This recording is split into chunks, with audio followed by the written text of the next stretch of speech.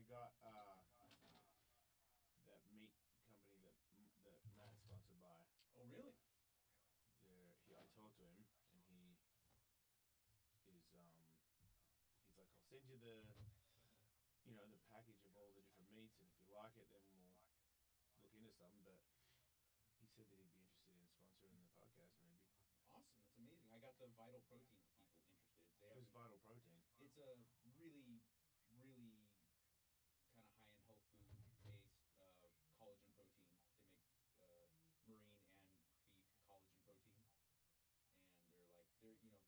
and they're not like a bodybuilder one. They're more like Erewhon Whole Foods type that crowd. Yeah. And I saw one of the reps at the gym, and I know him from a while back, and we started talking, and I was like, dude, you gotta, because he actually commented on that he likes the podcast. I was like, well, we should do business. So hopefully, Oh, really?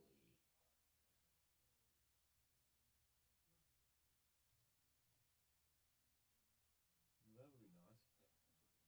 But the beef company would be great. Yeah, I'm more into. I don't care if it really goes anywhere. That'd be great. But like, if he's gonna send me boxes of really good meats, I'm fucking in. I told Tally, I was like, I think I could, maybe send some friends because it didn't seem like it was that big a deal, and I feel like he I had a big conversation with him about like the pure meats. So maybe Tully might not be as into it because it's not. I don't think it's like the tastiest of meats. It's the fucking. It's the cleanest. No, Yeah. there's nothing better than a fatty corn fed But I. grade D meat. He But as said far as bacon health, and stuff, and I'm really intrigued as to like what is cleaner bacon because I'm sure like there's shit. Aaron threw out the idea of contacting the sauna company. Dude. I had dinner with him the other night, and he threw it out to me. He said Jason should get, because I guess he put you in contact with the sauna people. Yeah, and those guys disappeared on me. Oh, they did. I Well, mean, he I said asked. I mean, I guess there's probably if I trace an email, I could probably find it, but I just didn't see. Um, because I think I had like I'm supposed to have a code as well, and I say the code, and then if anybody buys a sauna using my code, I get like a percentage of it. And they were telling me that there was like you could make like a certain amount of money a year out of it. And I was like, really? Because I was just gonna buy the fucking sauna. I mean, I was like, whatever. It wasn't free, so I didn't care. But I never, me, dude. I don't even, I'm sure if I emailed, I was like, hey, because they DM me, and I was like, do you have the code now? Like, oh, I have to look into that. Like, so it's two different people. well, he threw out the idea of sponsoring the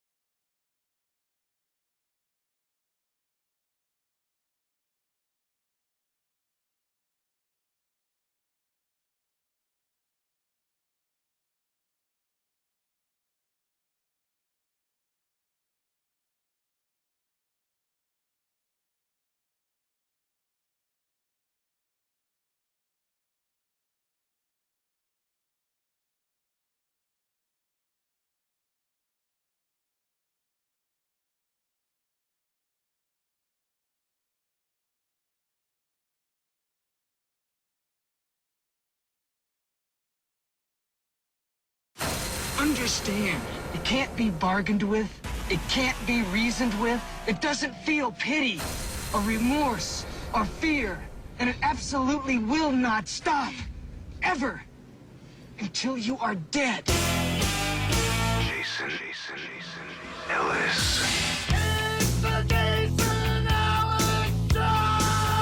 Viking, Moose Knuckle, Red the Dragon, Knight, Danger, Canada, Uncircumcised, Philanthropy, Stupid Stuff, Supercross, Pain, Nipple, Machete, Fashion, a scintillating bloodbath of hellacious fury, Evil, Cannabis, Interesting Things, Awesome! Radio. Gonna take it all the way. You better give me my temporary high stepper. Thank you. It's the Jason Ellis Show. Jason Ellis. Yeah, I'm really pissed. Michael Tully. I thought about maybe trying from behind. Andrew Bruce. I'm an idiot. Kevin Kraft. Who would have thought eating a bowl of gum would pay off? Mike Catherwood. There's a gun in my head, Jason. I had to fuck. And Will Pendarvis. Fuck yeah, I'm Will Pendarvis. House is blowing up. This is the Jason Ellis Show. Fuck, my dick's hard. I can't wait.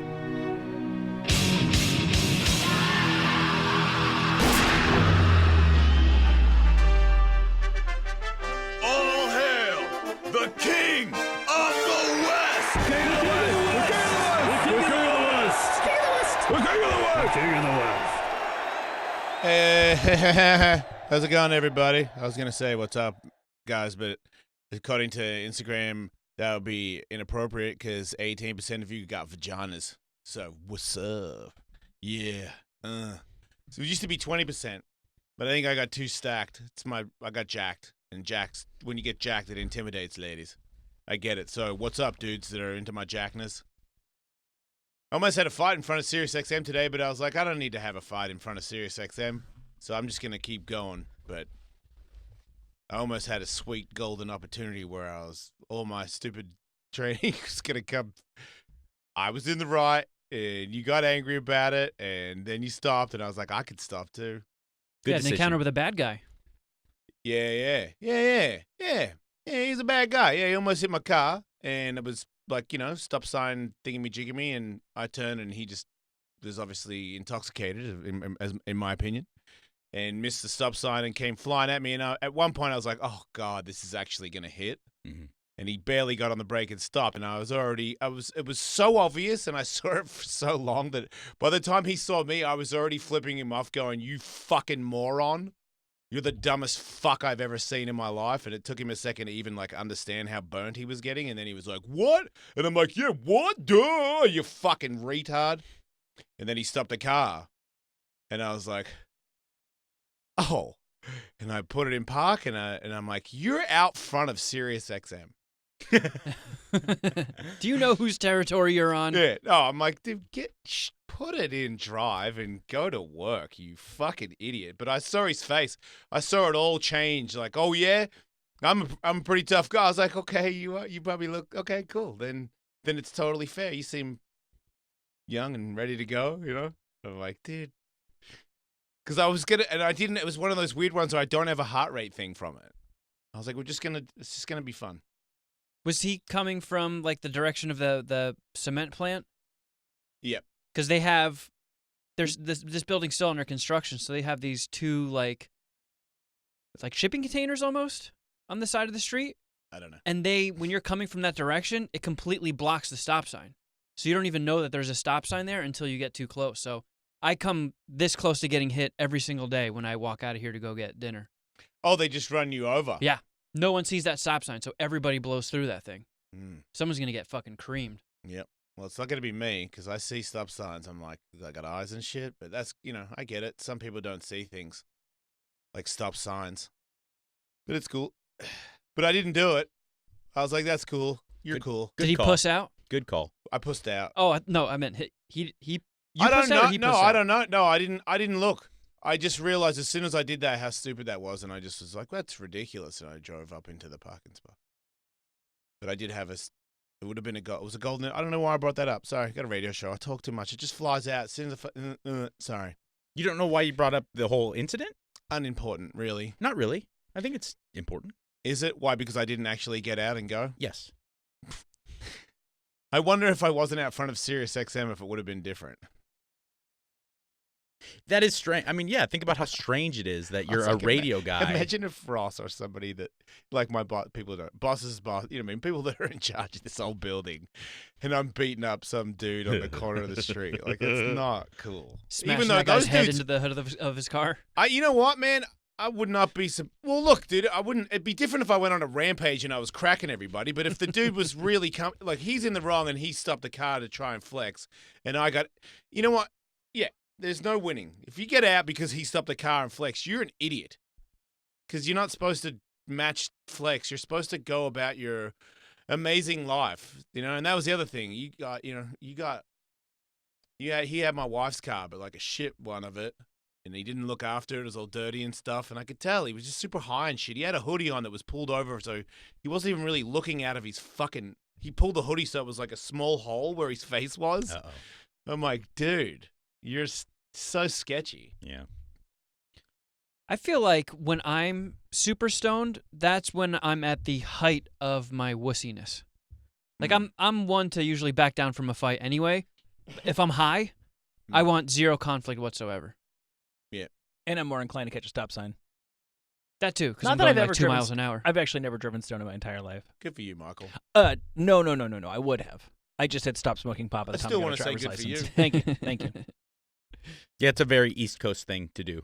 What's that? Never drive high. Oh, okay. You know what I'm saying? All my buddies did it when I was high with them. I just just didn't have a license. I'm thinking more of like people who grew up in the city, in New York City, because by the time you maybe taper off on the all-day smoking, you then have to get a driver's license. Like, it's very easy to live your life without driving stoned in New York City.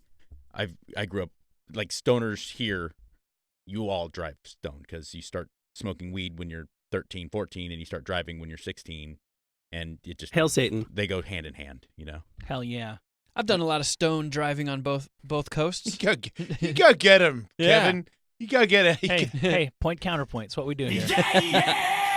Driving also- stone makes you, for the most part, can make you a better driver, but I think there's a point that you get super high where it's really dangerous. I always drive like 5 miles under the speed limit. Yeah. I'm incredibly cautious, but I've also been to the point where I'm too high and known it and been like, there's no fucking way I'm driving. Look, when I see people just driving and I assume they're not high and they can barely make it around corners, like, you know, I could drive 15 minutes and catch like 3 or 4 people that shouldn't be driving a car, and I don't think they're intoxicated on anything. So that tells me that if you say that everybody can smoke a little weed and drive their car, and then those 4 people smoke a doob before they hit the streets, they're fucking going through shopping centers, man. Because some people are barely hanging on. Don't tell me, you all see it. I know anybody driving a car, freeway, wherever you go, every now and then you see somebody and you go, what the fuck? And you look in the window and you see, you start to feel bad that you were making fun of them or you were getting angry because you could tell they can barely steer the fucking car. And you're like, man, how are they on the road? I saw some dangerous maneuvers I was in Koreatown over the weekend. Shout out to Koreatown, my old streets. I wrote a So song there. there was, there's a green light, but the traffic is backed up. So the car in front of us is not entering the intersection, although they have the green light because they don't want to get stuck there and block the box. Meanwhile, some woman going the opposite direction clearly has a red light since we have the green light, decides as long as this guy isn't going to go in the box, she's going to go in and make a left. Ooh. Good times. I mean, I hate to say it, but YouTube, that my son and myself could go into such a terrible zone of monotony and like not using your brain or your body and watching videos of those people doing that over and over again. I can't not watch it. I can't. You can just put it on, and my son, we both have to say, I'll just watch people run over people crosswalk, whatever you mean, bike dude kick the car, and then he hits the side of the freeway and crashes. I just watch all of those all day and find them so entertaining. I cannot get enough of stupid people smashing into each other on the streets in cars. It's fantastic. Yeah, we As live long as in it doesn't a hit me, sensational. we live in a city of nincompoops, and I'm well aware of that. So even when I have the right of way, I'm always looking both ways for the moron who's going to run the light. Yeah. Or someone who just doesn't You give got a to shit. drive a car like you drive, not everybody's done this, but if you ever driven a motorcycle on the road, you got to drive your car like that. I just look at everybody's eyes through the mirrors and stuff because I just assume somebody's just going to go, what? And then if you do that, usually you'll be okay. Yeah, defensive driving. You've got to do it as a pedestrian. I still think, though, it's That's crazy. it's chaos driving the streets out here, but I still think we do pretty darn good considering how insane freeway driving is in Southern California. Especially when it's open, when it's not super gridlock traffic. It's 4 to a lane. You're like a foot away from someone else going 80 miles an hour. And I just like, we do relatively good. Yep. You know, it's amazing that it's not Mad Max. Yeah, I wonder what percentage of people die, like of the entire percentage dies on a daily basis of like pedestrians and people in cars. It's got to be incredibly low. Yeah. Considering, Yeah. that death is around the corner for every single one of us at all times. We're hurling through the air in death machines. Oh, yeah, what about- really close to each other? You know? Don't even get me started on how the world's spinning and shit. The world is spinning. It's a wacky world, man. I don't know how we do it. I don't know how I do it, but seriously, I feel like I might have been touched by God. I might know Jesus Christ. I might have to start thanking my Savior because something's going on. I got a gift. I can't be stopped. I just have energy to do anything. I'm going to skateboard this weekend. I'm pretty sure I'm going to be fucking cracking. I'm going to skate shop after the show. I'm getting, like, expensive bearings. I'm doing the weirdest shit ever. I'm going to pay for bearings that I used to get paid to fucking put in my wheels. But I don't care. I'm not calling Power Parole. I'm not calling Bones Brigade. I don't need... I thank you, Bones Brigade, for all your service to the Jason Ellis skateboarding lifestyle. Now I'm going to go buy some shit. You having fun doing it again? I am. Awesome. Yeah, that's the best part about it. I just want to go do. I got a little plan in my head, and I'm looking forward to trying to get that plan going. So I don't expect too much, and I know that I can't go for too long. So I'm gonna be like, hours and hours of it, but I'm gonna put in a little bit of work, get some tricks back, and fly. Do you have a skate shop you go to out here? Well, I have a skate shop that is off Sunset, kinda. That's near Trejo's Tacos, where my kids are okay with eating. So that's really why it's my skate shop, because I'll convince them to spend time with me and eat food in front of me. Pharmacy? Who? What? Yeah, Yeah. That Pharmacy. skinny one by the arc light? Yeah. Yeah, been there a couple times. Yeah, so how do you know that, Will? I get stuff from there all the time. You shred? Obviously. I'm shredding. Mosley. Yep. Most of the time I ski, but, I'll do a little skateboarding every once in a while. Yeah, shred it up. Will's a Hollywood nomad. I think pharmacy's on his route. Right, because, every street in Hollywood is... That's his turf. Yeah, That's it's his his turf. It's on my beat. That's what it is, huh? That makes perfect sense. Yeah. Man, I trained this morning, and then I did the cold thing again, and I got Katie to... It got a little warmer, so Katie could stay in for the full 3 minutes. It's still really cold. And then my son has been harping about shoes. It's been a while, but I told him maybe on the weekend we'll get some. And then somehow we got into a bet where I just said, hey, man, you go in that thing for a minute. You can get any shoes you want. Fuck yeah. And I didn't. And he's like, 30 seconds. And I'm like, I tell you what, 30 seconds, pretty good shoes. 1 minute, real good shoes. It's up to you. And I'm like, I just want to film it. And he's like, okay. And it was more like his thing, but I didn't think it was that big of a deal. And he gets his shorts on. I got a towel. And I'm like, all right, jump in, dude. And I started to film it. I can't even believe I'm going to say this. I started to film it, and he goes, oh, it's really cold. What about just 30 seconds? I'm like, it's up to you, man, whatever you want to do. And then he starts to get sad. And I'm like, dude, are you okay? And he starts to cry. And I'm like, dude, get out. And he kind of just started crying. I pulled him out, and he got super. I'm like, I got a towel on him, and I'm rubbing him, and I put him in the sauna.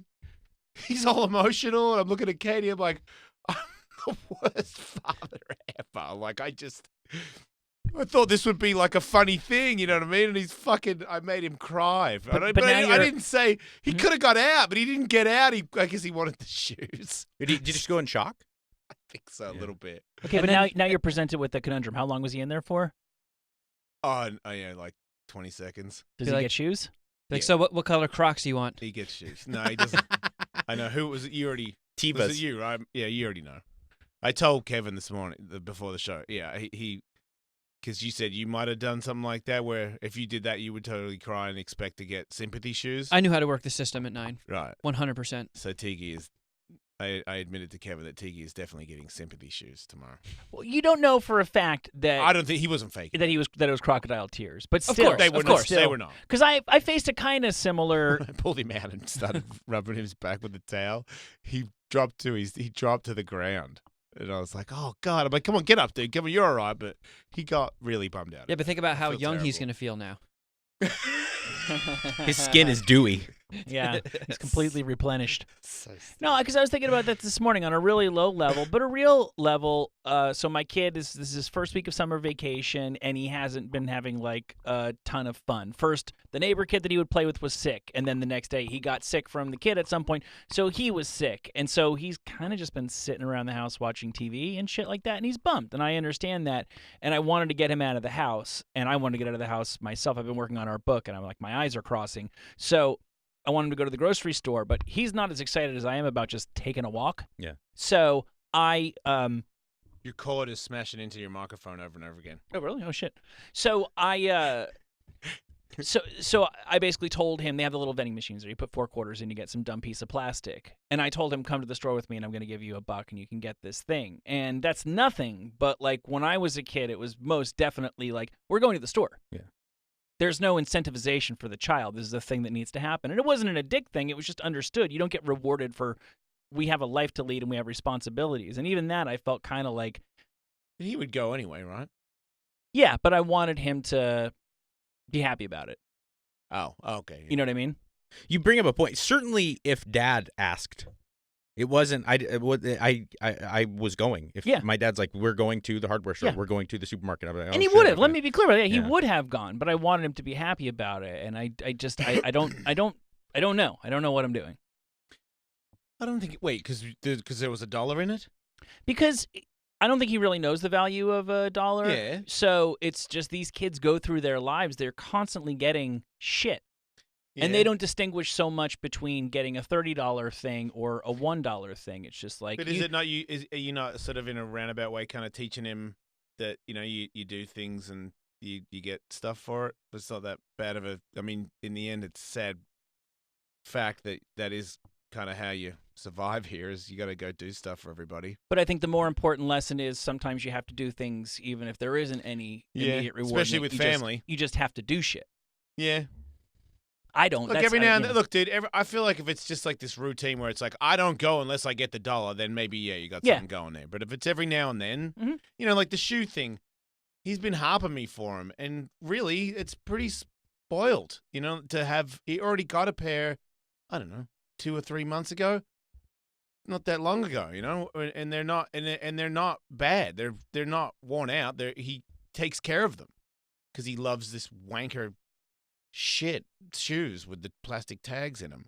So it's a big deal. I forgot about those. Yeah, he's trying to run that. He's trying to run that game. I mean, almost. So I've got him shoes that are almost that game, but I've never got him ones that have that on there, but pretty close to it. So it is a really spoiled rich guy thing, man. He doesn't realize that, when you're older and you get a job, if you don't, because I'm not I'm not buying you a house. Like, you're not living, you got to go do shit. So I don't. But I also feel like he's just making the most of what he has right now, and he doesn't come off like this is forever or it's free or it's easy. He just seems like a easy go kind of guy. Like I feel like he could just adjust to pretty much everything as long as no one's being mean to him. You know what I mean? If he's loved, he's happy. It seems like that anyway. He doesn't seem like both of them don't seem like they aspire to. I mean, Tiger talks about Ferraris and stuff, but that's because he plays a video game where everyone's got Ferraris. I thought I was going to get a Porsche when I was a little kid. It was Pretty much graduating from toys to. I thought I was going to be, I think it was a fireman or an astronaut or something. So it's, you just go stock when you're real little. Yeah. Till you figure out like who you really are and what you really want. I don't think I had dreams when I was a kid.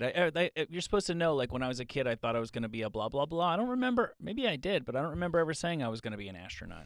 Not when I was of the age where I could make sense of it, but certainly, like I agree with Tully. I mean, when I was 10, I didn't have those feelings, but certainly when I was like 6, I remember being like, I'm going to be a fighter pilot. Yeah, I wanted to be a shark or a shark man. I want to change my name to Shark. There was a point in time where I was an astronaut guy. Yeah. Yeah, I think like every the kid thing, thinks right? it's cool going into space. I mean, what's the level? It's the highest level of what have we done as mankind? And you're a little kid. It's like, yeah, you put this out, did that, did a jump, ran fast, shot a basketball.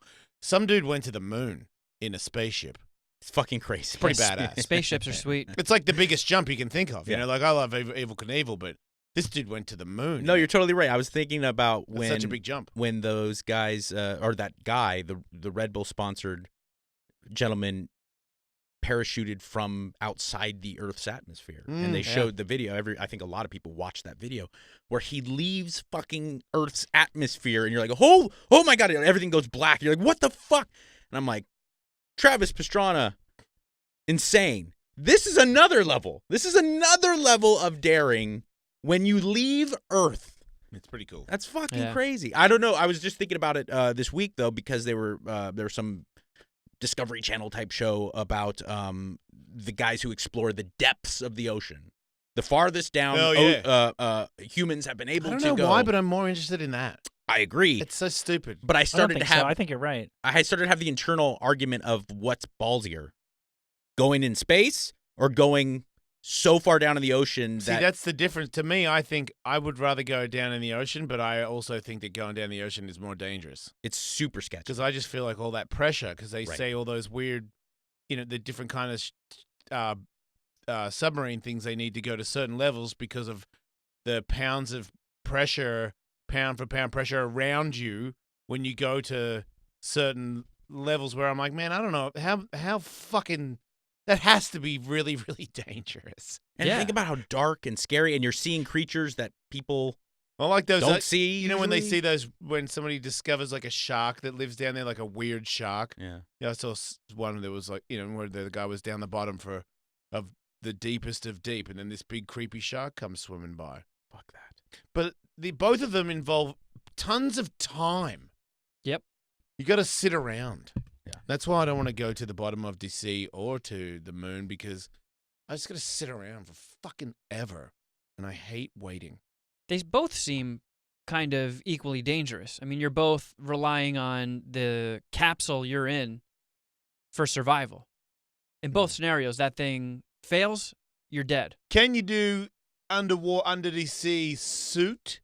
Or is it when you get to the bottom of the mega sea, you cannot do, you have to be in this ship? No. Yeah, that far down. Yeah. Once you start getting to a certain depth, they have very specialized crafts. If you go to the space, you can go into the suit, into the space, and I feel like that's the only thing that could potentially get me to go is if you allow me to wear a space suit and then go out into this space. Maybe just put like a baby cord on me or whatever, but let me fucking bing bong off the side of that for a little bit, and maybe I'll put in the hours of lame shit to get to this space. Well, how long does it take? It doesn't take that long to just escape our atmosphere. No, it only took that guy, if I recall, it was like 20 minutes or 10 minutes and it's or something. only I can do 20 minutes. 3 days to the moon. You do that almost going to Australia. 3 days. You do 18 hours a couple of times. Wait, it's... Exactly, dude. Exactly. I do Australia, and then when we get to Australia, I don't want to get on a plane at all, let alone 3 more times of that. Yeah, just it's so like that I it's can just jump like around going and... to Australia, then flying home, then flying back to Australia, then flying home. Oh, that would... Watch a Man, movie. Shut up. What would that be like? Terrible. I'm sure what would you be like on the third one when you came out? I'm sure there's some like flight attendant who's done that at some point. Does idiot? Of course they do. Yeah. But they don't do what we do on the plane. No, they have to work. It's even worse. No, I think it's better. You think? Yep. It's distracting, probably. I think moving around is way better for you.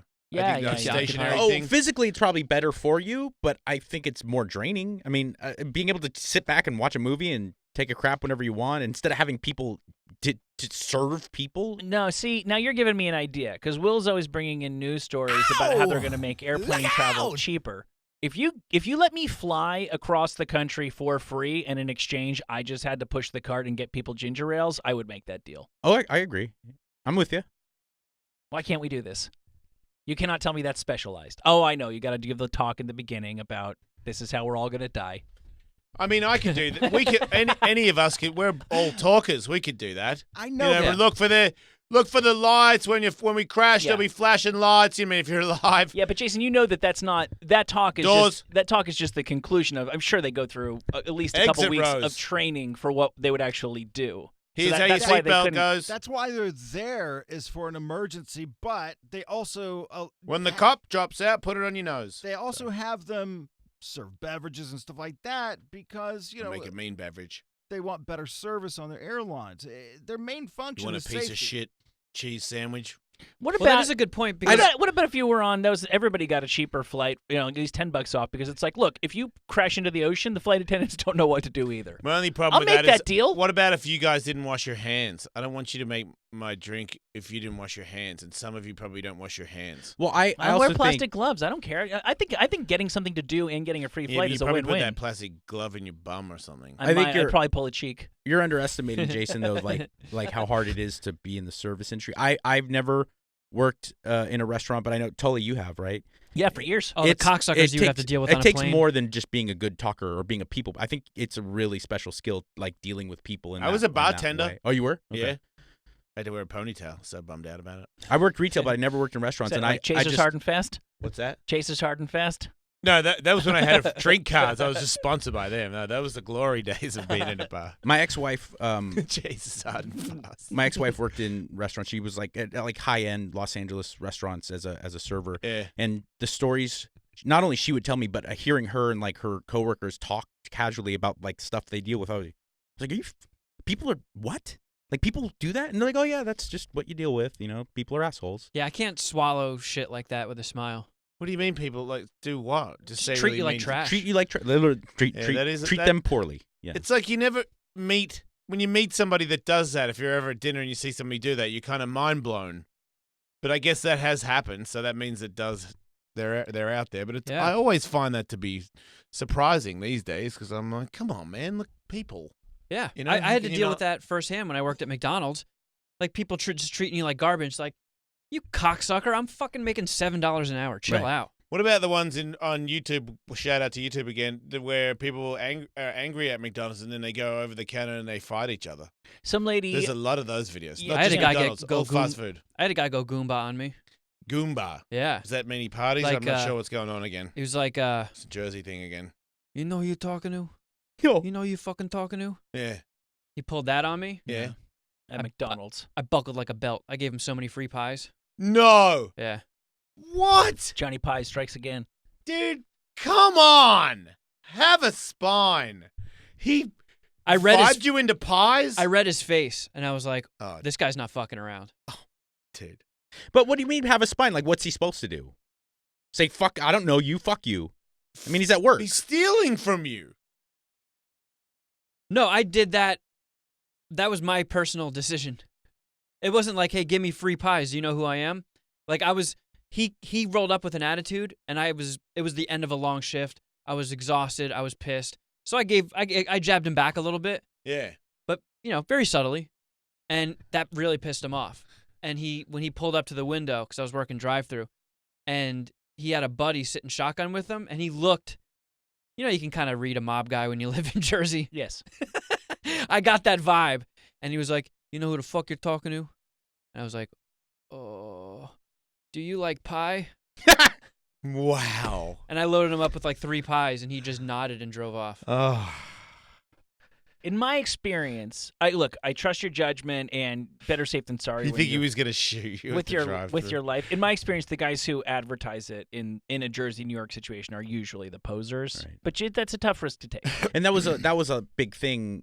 And you guys would know better than I would. But I when I was living in Jersey, it was early 2000, 2001, it was like height of Sopranos, where I think there was more of that than ever before. And this was in everyone pretended that they were somehow affiliated. In my experience, in my experience, every Italian American in the New York, New Jersey area pretended that they had mafia connections.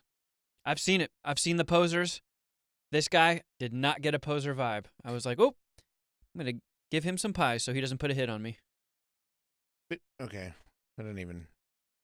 If he was real, you think he put a hit on a McDonald's guy because he gave him 2 at the drive-thru? Maybe. I mean, his homie was sitting shotgun, but if that was one of his enforcers. You don't think it's risky to murder people? I don't know. I don't know if he's going to get murdered, but I could easily see, just from my experience of like being around real gangbangers in this part of the world, I could easily see Kevin getting punched.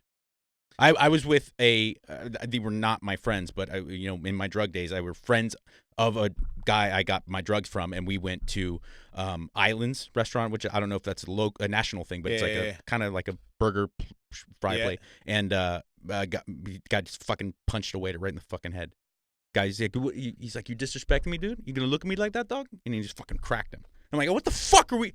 Oh my god! I just got up and left. Man. The thing that I think you would be concerned about, I think Goodfellas is kind of instructive here. It's like the mob boss isn't going to do that, but the Joe Pesci guy is. Yeah. The guy who's not entirely sure of his standing or just naturally has insecurity is the guy who's going to irrationally flex it when it isn't worth it. Yeah, and he, like the guy that was sitting next to him, he could have been like, oh, I can't let my guys see me getting disrespected like this. That's what I was going to say. Disrespect. Respect is everything to those guys, and I've been in a... No, being assholes is everything to those guys. No. I hung out with some guys, and they had no problem beating the shit out of these people right on a public sidewalk. Well, when they were disrespected. You know that fight that happened at that baseball game? Yeah. The guys all punching each other. I didn't know that. I heard the audio. There was a lady that was asking for the Lord to come down and save them. It is true. It is true. I think the Lord did eventually save her. I didn't realize how heavy it got. I believe there's a pregnant woman wielding a bat. She thought it was Armageddon. She really. I mean, that tells me. I don't believe in religion stuff, but that tells me that people there were doing stuff that other people there of normal day-to-day caring people were really shook up. Like there were some really violent people there that had other just day-to-day citizens shook the fuck up. Like when a lady starts asking for the Lord to come down, I'm not making fun of it. I mean, that she's in shock. She's like, there's no other. Like I said, Armageddon, like it's the end of the world. These people are doing stuff they're going to kill a guy in front of you in a kid's baseball game.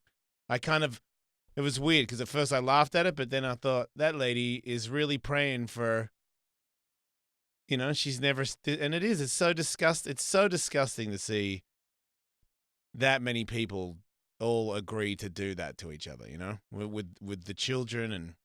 Not even if there was children there. It's just like, come on, everybody. You came out of somebody's vagina. What the fuck is your deal? Like, just kill each other? It makes it way worse. You guys go get haircuts and eat breakfast. And it's just like, and now this makes sense. You got to look at yourself.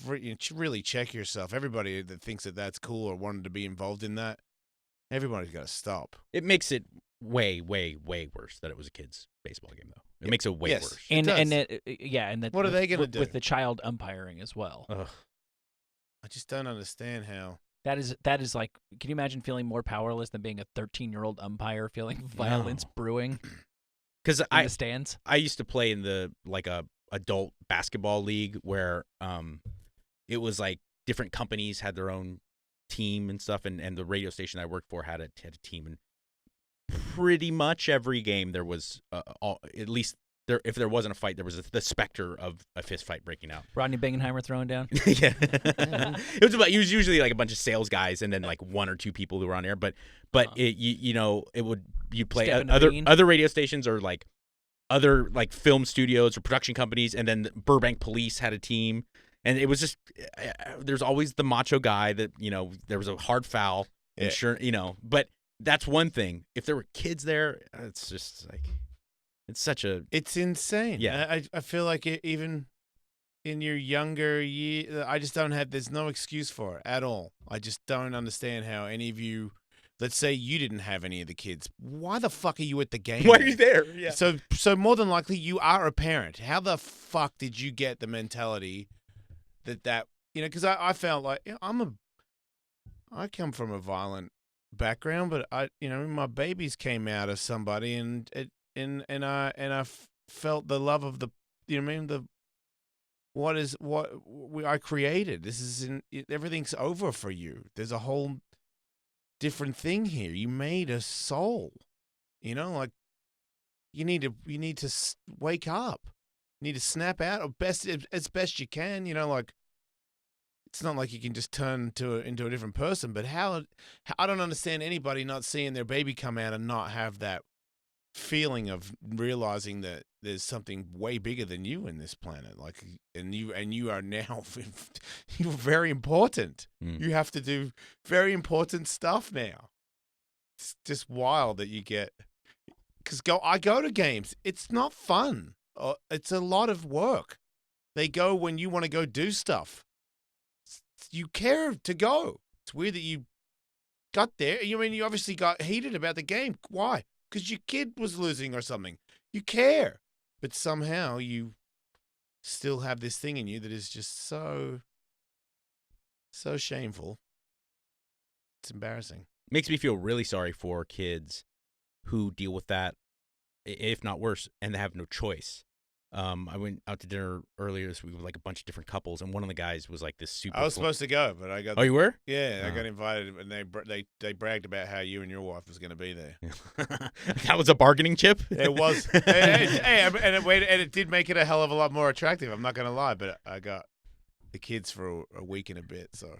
So that crew, Jason, there's a lot of like philanthropic, like hippie people stuff. Yeah. And one of the guys was one of the, and we actually were talking about this fight at this children's baseball game, and he was saying that imagine I had spent time in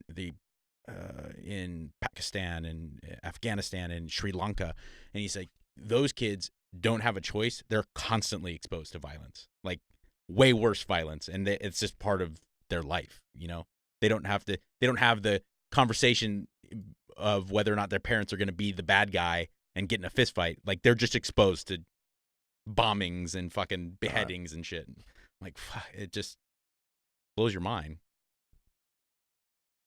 Yeah, but the people at that baseball game were not exposed to bombing. No, yeah, there's no excuse. Yeah. Some lady earlier this week tried to tase somebody at a McDonald's. Hell yeah. Is it one that shot out and sticks in your skin, or was it just like a dig-it thing? I think it might have been a stick in your skin one, but I think she missed. I believe she was in a wheelchair. She hit the McFlurry. She hit the McFlurry machine. That's the best position to be in when you miss with one of those things. Because I still can't punch you in the face. Right. You're in a wheelchair. It's the ultimate move because you're like, fuck, I missed. And you're like, did you just try and, what are you going to do? Sock it? Was it a lady? It was a lady. Sock a lady in a wheelchair? You can't do that. This was in Detroit. But how angry are you? Could you grab her chair and get Tip a lot it of... over. No, not tip her over, but get like a running start and just push her so she just goes really far away. I mean, how would she stop you? Get the fuck out of here. How would she stop you? That's a good point. Put her outside. You could push her outside. I mean, could she put her hands on the that, wheel right? thing? She'd probably fall out. She said that her food was taking too long and the cashier was rude to her, so she had deployed her stun gun. At the cashier? Christ. Believe so, yeah. Oh, man. I'm so bummed that the cashier didn't get hit because the cashier was just about to make a sweet amount of money. Make bank. Yeah, the prong missed the employee and hit the wall. Damn it. There you go. Do you know how paid that employee would have been? She gets money anyway or no? I don't know. I wouldn't imagine so. I don't know. What about for you PTSD? Stress on the job. Yeah. She tried to shoot you. You could have died. Yeah, but who does she sue? I mean, it's not McDonald's fault. Yeah, she doesn't get anything. Yeah, the lady in the wheelchair probably doesn't have any money to go after her. I just don't think people should go to McDonald's, man. It does seem like if You're you watch, probably going to get tasered. If you watch World Star, or something like that, it does seem like the lion's share of those fights and that chaos goes on at McDonald's. I never see fights at the supermarket. Yeah. Never see YouTube scraps in the supermarket. Couple Walmart. that'll happen. Yeah, but that's not. If you go to the supermarket where they have the vegetables, nobody fights you there, and you get better food cheaper. I went to a And Burger you make King. it yourself, and when you sorry, Kevin, but when you make it yourself, you create stuff, and you feel better about yourself. I'm just making that up. I went to a Burger King in Inglewood. You don't stop, do you? What'd you do there, maniac? Did you go to Inglewood specifically to go Jeff, to the like, Burger King? Do you have blue pajamas They have on? a good Whopper there. I was going to the Forum. Yeah. And I may or may not have just eaten a pill that can sometimes make you super happy. And the person I was driving with desperately needed to go to the bathroom. Oh, hate that person. And the Forum was surrounded by gridlock traffic. That's so impossible. They need to piss in a bottle. Well, I know. That person was driving, right? No, I was. Having just taken a pill that made you really happy? It had not Michael? taken effect. It was timed out, so it would start kicking in after we park. At the concert. Anyway. So the person I was with decided they also needed food. So I was like, all right, I guess we're stopping at a fast food place, and we're in Inglewood. There's nowhere really else to go. And this place was one of the most terrifying places I've ever been. People had multiple boomboxes in there, playing loudest volume possible. There was like 6 inches of safety glass between like the customers and the employees. It was like a bank. Oh shit. Oh yeah, that used to be the White Castle thing. Yeah. And that's a sign of a good restaurant, typically. They have it at Nobu. My friend went to the bathroom. You scratch your initials in while you're waiting for your rolls. I was waiting in line, and people kept cutting me.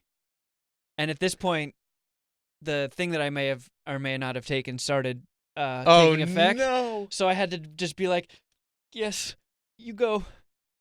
And it was endless. I was standing so close to the person in front of me, and someone would just sneak right in because they knew I wasn't going to do shit. And then, like, people started getting in shouting matches and shoving each other, and the people behind the counter didn't faze them in the slightest.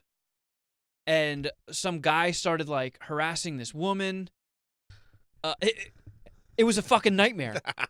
It was a nightmare. And I'm like, what, is my friend taking a shit? What the how fucking long do we have to stay in here? Yeah. And did you order food? You're just getting happier and happier. I did. But then the cops came in, and I was like, oh, thank God. They were there for 10 seconds, and like 7 of them. And then they took out their boombox. No, then they just walked out. And then it started all over again. Oh, no. And then somebody called me out, like, I just cut you. And I was like, no, you didn't. You are exactly where you're supposed to be. And they were like, don't give me that shit. And they started getting aggressive with me because I let them cut. And tried to say that you didn't get cut. Yes. You were he was lying. offended by that. I was like, oh my God, I'm going to get the shit beat out of me. You were lying. Why are you disrespecting them? Why don't you just say, yeah, you cut? I didn't want to die. And they could tell. Yes. And they just had a good time with you. Yep. Good for you. You're a Yeah. giver. So how did you get the concert? How do you get to the concert from there? It was like a couple blocks away. All right. Okay. Nah. I'll leave it alone. It makes it all the much better that you were probably seeing like Deicide or something. Well, I won't say who I was seeing because that could give away potentially somebody in my party. Oh, gotcha. Just leaving it vague. Oh man. I didn't care until you said it like that. I know. Sold the hell out of that. Who'd you go? What'd you see? Trust me, both answers are not interesting in the slightest. All right. Okay. I just err on the side of caution because I don't mind giving any personal details about my life, but not everybody in my circle is the same way. I understand. Yeah. You're excited to see some bare knuckle boxing this weekend, Mike? I'm really excited about I mean, it. I'm excited to watch it, but I don't think Paulie Malignaggi should be doing this. Why? He makes a good living. He's a great analyst. How does he make a good living? He's a great analyst. And he gets paid a lot of money for it? I assume. I don't know. I haven't seen the Well, guy's W-2. So but you don't know if he makes a lot of money. Maybe he needs the money. Maybe. And that's the only reason I think he needs the attention. Yeah. I think it's the Conor McGregor thing that he got pulled into, and he realized how much of a how much attention he got from that. It's like a a rebirth in a way. And what better way to get in with MMA guys, because you can't wrestle, you're just going to punch them. Yeah. I just think it's a really bad matchup. I know that, he's obviously a way better boxer, but you've got to still you've got to get out of the way, and I just don't know if Paulie can take that on his hands. Like, I mean, doesn't he have hand injuries from being a boxer all those years, or do you think that he has even stronger hands? And also, Jason, you would know, I've never really punched very much with MMA gloves, but bare knuckle or MMA gloves, like it's a different. You have to kind of cock your wrist in a different way, right? If you're really... boxing compared to MMA is definitely different, because I know that when the last MMA fight I had, I broke these fingers because in boxing you can get away with hitting the full force of the front of your hand, but in MMA you've really got to get those top two knuckles. Like when I threw a left hook, it was before I started turning them over. I caught the second knuckle on his temple and fucked those things up. And Paulie Malignaggi has hundreds of thousands of hours of having boxing gloves on. I don't know. I think the way they talk to each other, they're all angry and they're yelling at each other and they're saying ridiculous shit. I saw Paulie say that the MMA community is very similar to the wrestling community. They don't really know what they're like insulting the MMA community. Mm-hmm. It is Artem Lobov that he's fighting, by the way. The Russian Hammer. Yeah, so he's it's a thing that you've got to be attracted to. He's very annoying. It's a kind of. It's funny because the Conor thing. I was like, man, he's just trying to leech off Conor, but in his own right, he's very entertaining. You cannot deny that he's very entertaining. As a combat sport fan, whenever he's talking, whether I like it or not is beside the point. This fight is on my radar because Paulie is always saying stupid crap, and he's very angry at Conor still. Like, I see videos of him throwing or spitting on what's the whiskey? Proper whiskey. I saw him Proper 10? He walked up to a the big bus, the big things that bring proper whiskey, big truck, and spat on the. I'm like, dude, the level. Do you know what I mean? Like, you're on video spitting on Conor McGregor's face that is a giant billboard on the side of a truck that sells whiskey, makes millions of dollars. You realize how stupid you look for doing that, right?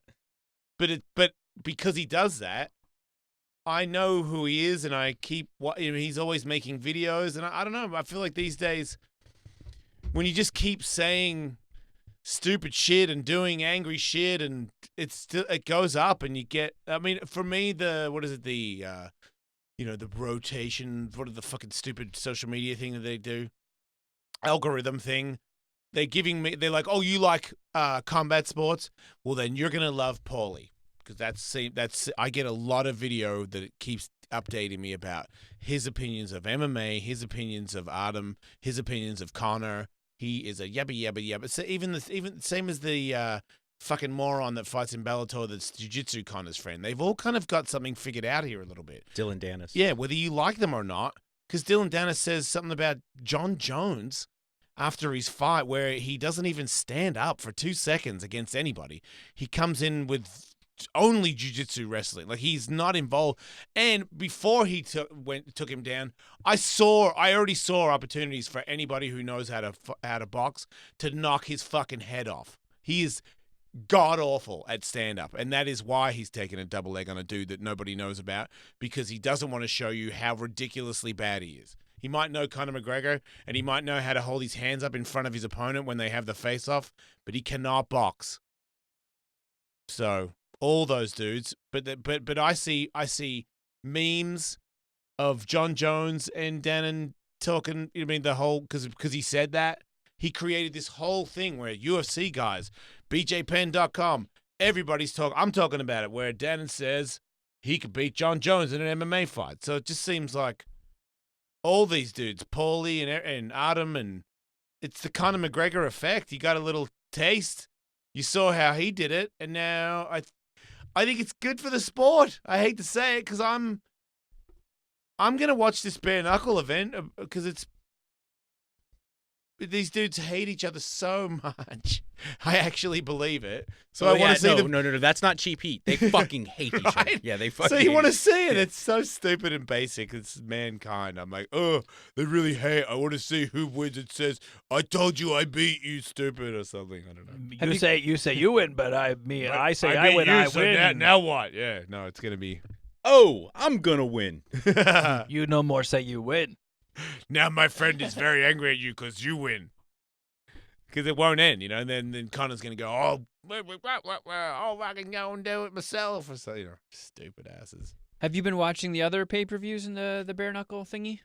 Not really. I mean, I did watch the last one with Adam because everybody talked about it. I didn't watch it live, but I watched because that was such a good fight, and they went such a long time, and they punched each other's teeth out of their face, and both were hospitalized.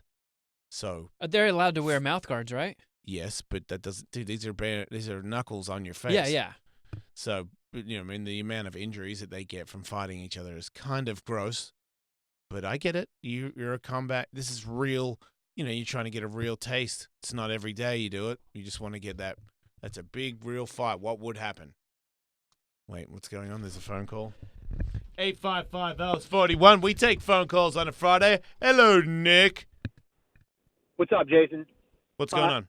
I think the thing about the McGregor effect that's really remarkable is that all these guys are going to talk their way into fights that they have no business getting, and as long as after they get beat, they say, oh, well, he was the better man and hats off to him. If they play the good sport, then it was a win-win situation where, like, what they should be doing is they should be saying, yeah, you had no business being in here, and now you go home, and now you're a loser. But they know that they can talk their way in, and then if they lose, they can just play the humble loser, and no one will think any less of them for it. I mean, you got to – it's sort of like, no offense, Bennett, but it's kind of like ICP. I mean, you got to Adam is dropped from the UFC. When Adam ever beat anybody, that person was dropped from the UFC, and now he's got a main event fight against a really famous boxer that everybody's going to talk about. It's being blasted everywhere. It's like the bare knuckle organization is as big as Bellator, according to social media,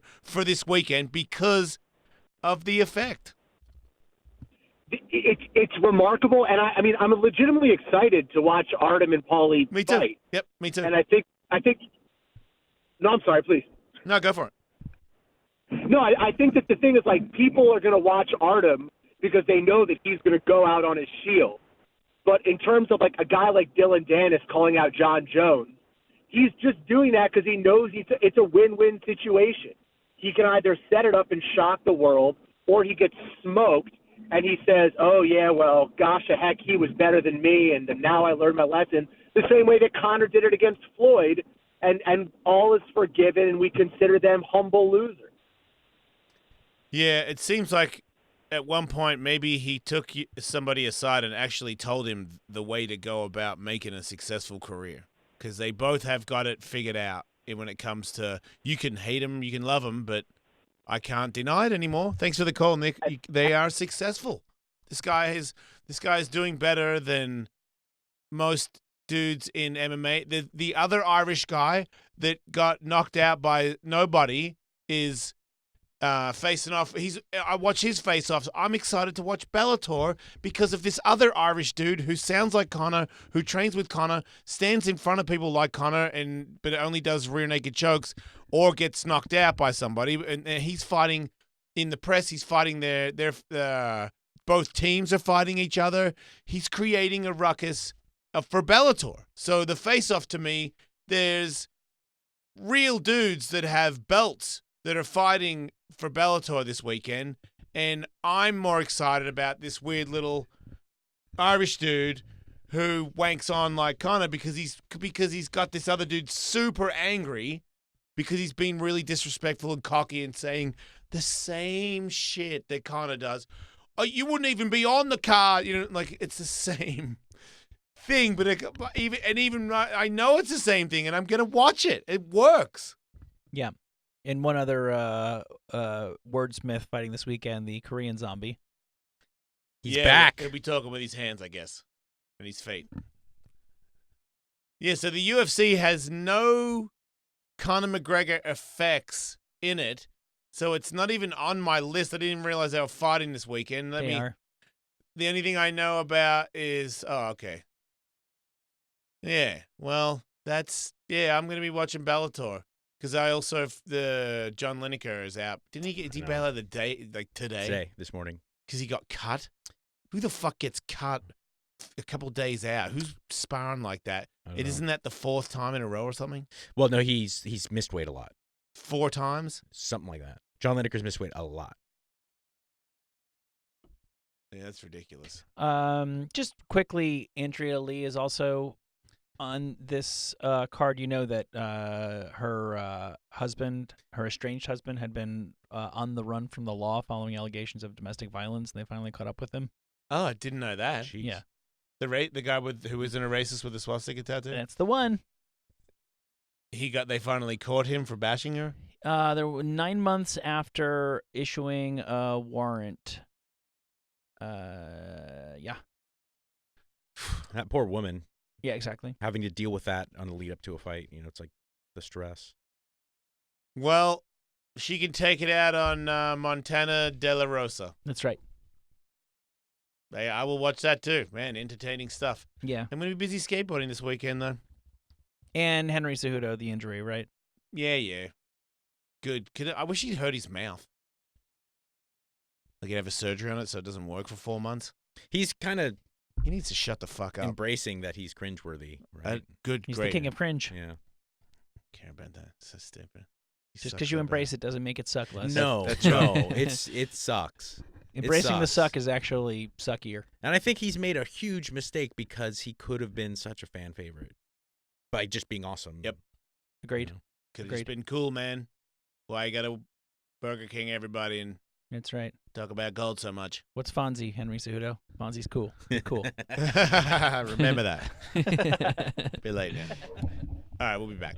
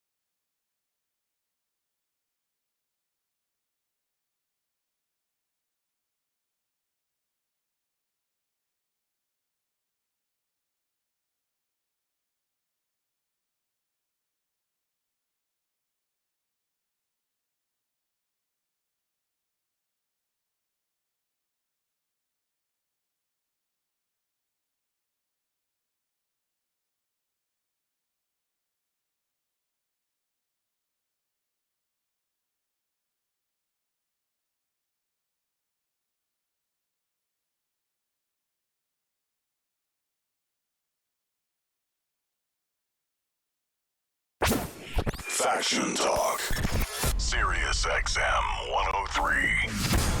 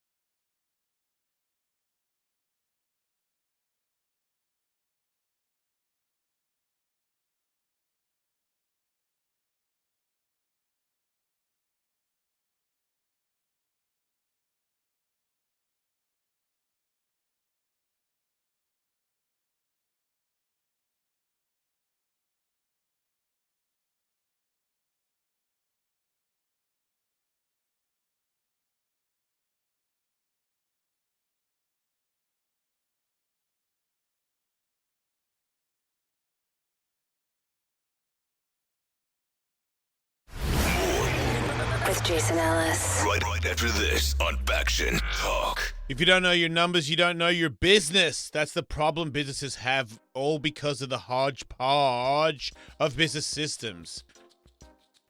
This is not salsa music, but one for accounting, another for sales, another for inventory. If that's you, you know it's a mess and it takes too much of your time, too many resources.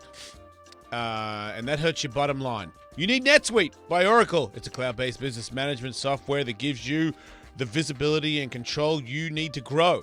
With Netsuite, you can save time, money, unneeded headaches by management, sales, finance, accounting, orders, HR instantly from your phone, desktop, and stuff. That's why NetSuite is the world's #1 cloud-based system. Companies use NetSuite grow 3 times faster than S&P 500. And right now, NetSuite is offering a valuable insight with the free guide, 7 key strategies to grow your profits at netsuite.com/Ellis. That's netsuite.com/Ellis to download the free guide, 7 key strategies to grow your profits at netsuite.com/Ellis. The Jason Ellis Show.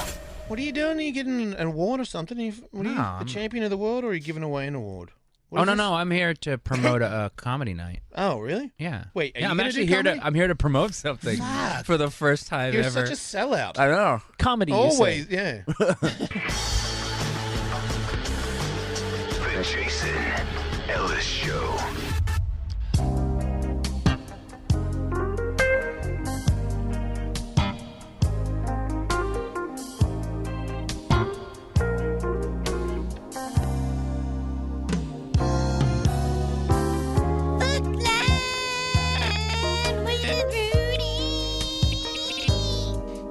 Yeah.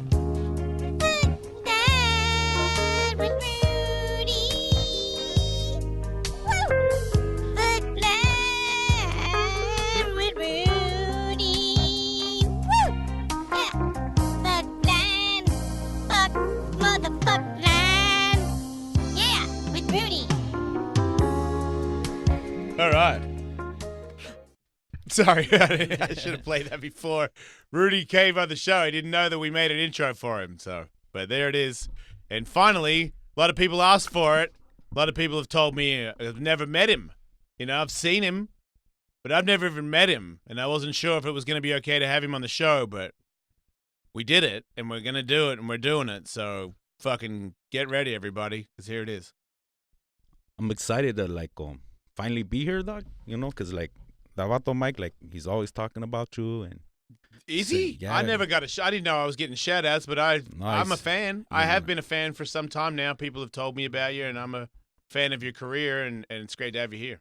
That's ¿cómo se dice? Flattering for, you know, because I'll just be kicking back, you know, and Mike will come home and be telling me about you and your crazy tattoos and your fucking antics, dog. Yeah. You know, and I'm like, I gotta meet this guy. You live with Mike Rudy. Nah, just every once in a while, my wife, you know, she get tired of me and she'll kick me because my vatos will come over and we'll blaze out and hotbox the fucking entire house. And, you know, she gets all crazy and mad at me. And that vato, he has a real open-minded wife, and he just lets me come over, you know, once a week. I'll just go kick back, you know, blaze out, you know what I'm saying? Play with the kids and shit. Couch surf. You play with these kids. I do. I mean, he only has one, but you know, I'll jump on the trampoline and shit. I do some backflips. We play handball. That's real.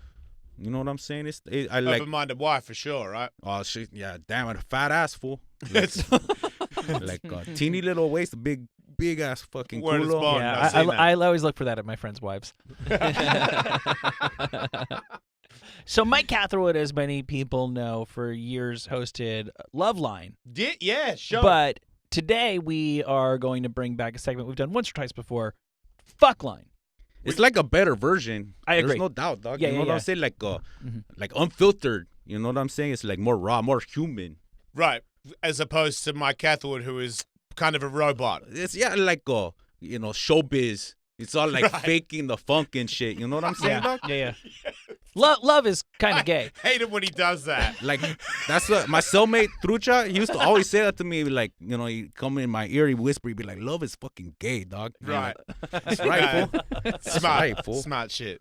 So if anybody wants to call, it's 855-ALICE-41, and you can talk to Rudy about any of the problems that you're having or successes, or you have a question about what's good, or how do you get something you want in bed or achieve the greatest orgasms, you name it. Rudy knows it. I've been down that road, dog. You know, they say vatos have been around the block, dog. I've been around it a couple times, fool. I noticed because I follow your Instagram. What's your Instagram, Rudy? Culo Breaker, dog. That's right. At Culo Breaker. And Yeah, well, I follow you. I've been curious what that tag is all about. It's you know, a lot of people they get it twisted. You know, they think if they fuck with me, maybe I'll sock them in the jaw and that's it, dog. Nah, I'll break your asshole off, dog. You know what I'm saying? Like, get nasty up in it. Yeah, no, that's because that's a different Okay. level. That's about what I thought it meant. That's why I knew Mike said that you and I would get along, because I understand that. That's like if you you don't want to go, but if you go, it's going to be something that the other person's going to regret. That's You're gonna right, get 'em- fool. That's You right. know, the vatos, when they say, like, I may not win, but he'll know he was in a fight the next day. That's Your right. asshole's going to feel that same way, dog. That's all we're saying. So you know that he's going to have a great advice. So 855-ELLIS41, and we've already got some phone calls. So here we go. Gagging on a cock is good. It's Fuck Line with Mike Catherwood. Wait, what? Oh man, sorry. With Rudy, dog. Sorry, it's Rudy. It's Sorry. all right, dog. Yeah. Kurt, you're on with Rudy with fuck, and it's fuck line. Yo. Yeah. Yeah, I did a few years in prison as well for some D&Es. I wish I knew that line to whisper into my cellmate's ear. That's all right, dog. That would have been a great good morning. But anyhow, I was the one who messaged you yesterday, Jason, about the ayahuasca. Oh. Okay. Yep. I was just if there's a way I could get in touch with you privately, I'd love to talk to you about it. Just depression and PTSD and shit. Yeah, this is not a fuck line phone call, right? No, the fuck line part was I wish I had that line when I did the 3 years. I fucking would have loved to have said that to my cellmate. Oh, you can still take You it know, out in the streets gay. now, dog. You could take it out on the streets like it's fresh and new, dog. Yeah, that's the great thing about that line. You can say that to anybody anytime. Locked behind a steel door. Like comics, what do they call it? Evergreen. You Yes, know what I'm saying? yeah, It's yeah, yeah. evergreen, dog. I mean, I don't know. I gotta go. Prison or no prison, love's still gay. 855-ELLIS41. We're talking to Rudy, and it's fuck line. What's up, Nick? Welcome to the show. Yo, Rudy, essay. What's up, dog? Yo, man, how do you perform eating ass? Do you put your tongue inside the asshole or just around the butthole? Dog, it's a combo plate. You got to do both, dog. Like, but you don't start like tongue darting, early. You got to lick around, like up and down the crack, like you're painting a fence. And then like around it, like you flush the toilet, like around the whole, dog. And then make your tongue like rigid, like you're throwing a punch, dog. And you got to get your wrist like strong, like you make your tongue like rigid, dog, and stick it out. And then you do back and forth like you're doing almost the fellatio, but in the butthole, dog. You know what I'm saying? So like you just like punch inside. Inside. This sounds like Mr. Miyagi teaching.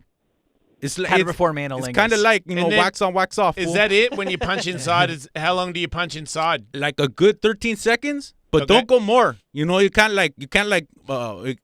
punch yourself out, dog. You know what I'm okay. saying? Like you So got 13 seconds of tongue darting is tongue what dart, I call like, it. and yeah. then back off, and then blow on it. Ooh. The wind against the moist asshole. Yeah. It like enlightens fucking enzymes and shit. And Wow. girls go crazy for that shit. You gotta be careful though, because sometimes that wind can blow back. Yeah, like an echo chamber. You know. You don't see how you got to put a fart in it. You can't not put a fart. You really can't. You just can't. He's right though, dog. He's right though. Sometimes like it tickles the wrong spot, and next thing you know, a pedo comes right back in your face. What do you do when that happens to you? Listen, in a situation like that, you can't let your lover be embarrassed, dog. You just gotta be like, hey, it happens to the best of us. Right. I'm right here with you. In Right. fact, it smells pretty good. You know what? say Like, that, right? Often I'll fart as well. Yeah, To make her that's- feel comfortable. Now no one's the bad guy. No, Tully's right, dog. If you have one in the chamber, just blast. That's You know, smart. let her know, like, let him or her know that you come with the thunder. Hell yeah, toot toot. We got Rudy here, everybody. 855-ELLIS41. We're talking fuck line. Jeff, what's up? Hey, is this fuck line? Yes, this is fuck Yeah, line. it's Go fuck ahead, line, Jeff. Burger dog. King. What's up? It's Yeah, fuck so line. I just want to start off by saying I ain't gay, but when I was in Tokyo and I hooked up with this chick, and she stuck a finger in my ass, and I never came so hard in my life. And I was just wondering if that was normal. Of course it's normal, dog. You know, like that vato Mikey does the jujitsu, dog. And he was coming home the other day, and he was like, the new thing is like leg locks. And for so many years, everybody avoided the legs, but it's half your body. And for so many years, men have been avoiding their asshole. But that's like more than half of your fucking erogenous zones right there. Mm-hmm. All that, it's like a canal of fun. Right up there where you take your shit pipe, fool. Mm-hmm. So all you gotta do is open your mind, open your asshole, and live a good life, dog. Awesome. Thanks for the help. Wow. I feel that enlightened. was, 855-Alice41 if you want the gift, because Rudy's hot right now. We got Brock on the phone. Brock, welcome to Fuckline. What's up, Lesnar? Hey, what's up? So my girl was complaining that there was something missing in our relationship. So I started fisting her, and now she only gets off when I fist her. What can I do? I mean, there's not much you can do now, dog. You know what I'm saying? Like, I remember when I was serving this one time I was in Chino, dog, and there was like a little hole in the side of my cell, and I used to see for like weeks this fucking rat would try to like wiggle his fucking fat body through this little hole. Yeah. And he couldn't get it. But then like a little more, he would wiggle and he would squeeze it. And so finally the hole, like the drywall would get bigger and bigger and bigger. And finally that vato just pushes his fucking whole body through because the hole got bigger, dog. Yeah. It's not like he can make the hole small again. You know what I'm saying? Like he already augured that shit out. Oh, yeah. So you just gotta like, he was in new territory though. He's like, I got a whole new life. I mean, on the inside of the cell. You got a whole new life. You're on the inside with the fist. So it's like, embrace that shit, you know? Do like an all you can. I have seen some fisting before where it seems like the butt, like where fist videos where the person goes 1-2, 1-2 into the butthole, and it seems like the butthole is really loose. Like, I don't see how that butthole comes back. It's never getting back, dog. Right. You know what I'm saying? You might want to think about investing in one of those toy Thanos gloves. Yeah. Welcome to Fist World. Maybe get a Thanos glove. Start off with like a rubber glove, then work up to like a gardening glove, and then Thanos glove, like a Russian nesting doll, dude. Like you gotta get all bigger. You know what I'm saying, fool? Yeah, and then you cap out with Hulk hands. Them feet. What about, is there anything at home? Like, I'm not at Target right now, so I can't get one of those. What can I use at home to kind of, in place of that hand that you're talking about? Got any pumpkins? Foster's can? Door handle? Put your fist in a head of lettuce? Fire hydrant? How about a traffic cone? Traffic cone, fire hydrant, head. Yeah, your head. Terrier. Knitting needle. Toy baby heads. All right, keep Ceiling going, I'm writing fan. it down. Ceiling fan, Yeah, but perhaps. What about a girl's shoe? What kind of shoe? She's only size 5. Like a so stiletto. Small. Yeah, just put a stiletto up there. Xbox. Yeah, the side of the Xbox remote, like the pointy part. I got PlayStation. Would that work? Yeah. Oh, damn. Maybe you dog. should consider bringing another man with a man-sized penis. Oh, you ever thought of that? You have any black friends? I've got a couple, but they're already been in there, so I got to find something new. What about it? Oh. What about if you do a thing where you put your butt up against a hole in the wall? My butt or her butt? Wait, did I put my butt inside of her butt? Yep, sure. Oh, that's meta. You know what I'm saying? Like it's what? I learned about that in jail. Like it's like a dream in a dream. You know, like Yeah, that's some Inception fucking. Yeah, that Leonardo DiCaprio shit. Because I know that Mike sends me stuff where your butt is outside of your butt. And you can put that in someone's butt. You could prolapse that high now. Where the pink sock comes out the back, and then you got like a nice little snack. You can start licking. It's a bloomin' onion. I gotta go, Brock. Yeah, Rudy, does Mike favor you with those text messages, those pictures? He sends those to your flip phone? Yeah, you know what? He tries to shock me. You know what I'm saying? Like, and I'm like, I've seen all that shit. So now he just sends me like little memes of girls saying like, I'm pregnant, you know, because that really gets me upset.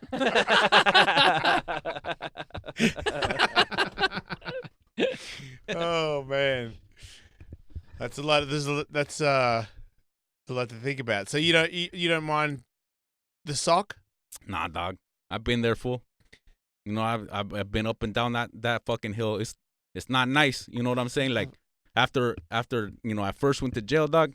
My asshole looked like Freddy Krueger. Because, I just went straight to town, I let people go in and out, and I was like, not, como se dice, like, I was not discerning with the type of dick that I would allow to go back there. Just any dick. Any dick, you know what I'm saying? Like, any port in a storm, full. And next thing I know, I looked like a shrimp cocktail, because it was like prawns coming out of my culo. Prawns coming out. That's right, dog. Like Beetlejuice, when the prawns come out of the hand to grab people's faces. That's exactly what you're talking about. That's right, yeah. Whew. So I will fully take responsibility. I broke the fart barrier in the conversation. We were talking on the show yesterday about farting in front of your significant other. in early on in a relationship. Rudy, do you have any insight on that? Like, how do you, when you're in a new relationship, how do you Like- advise someone handle gas? Here's how it goes, dog. You know what? I hate to get you know, it's 2019, fool. So I hate to get racial, dog.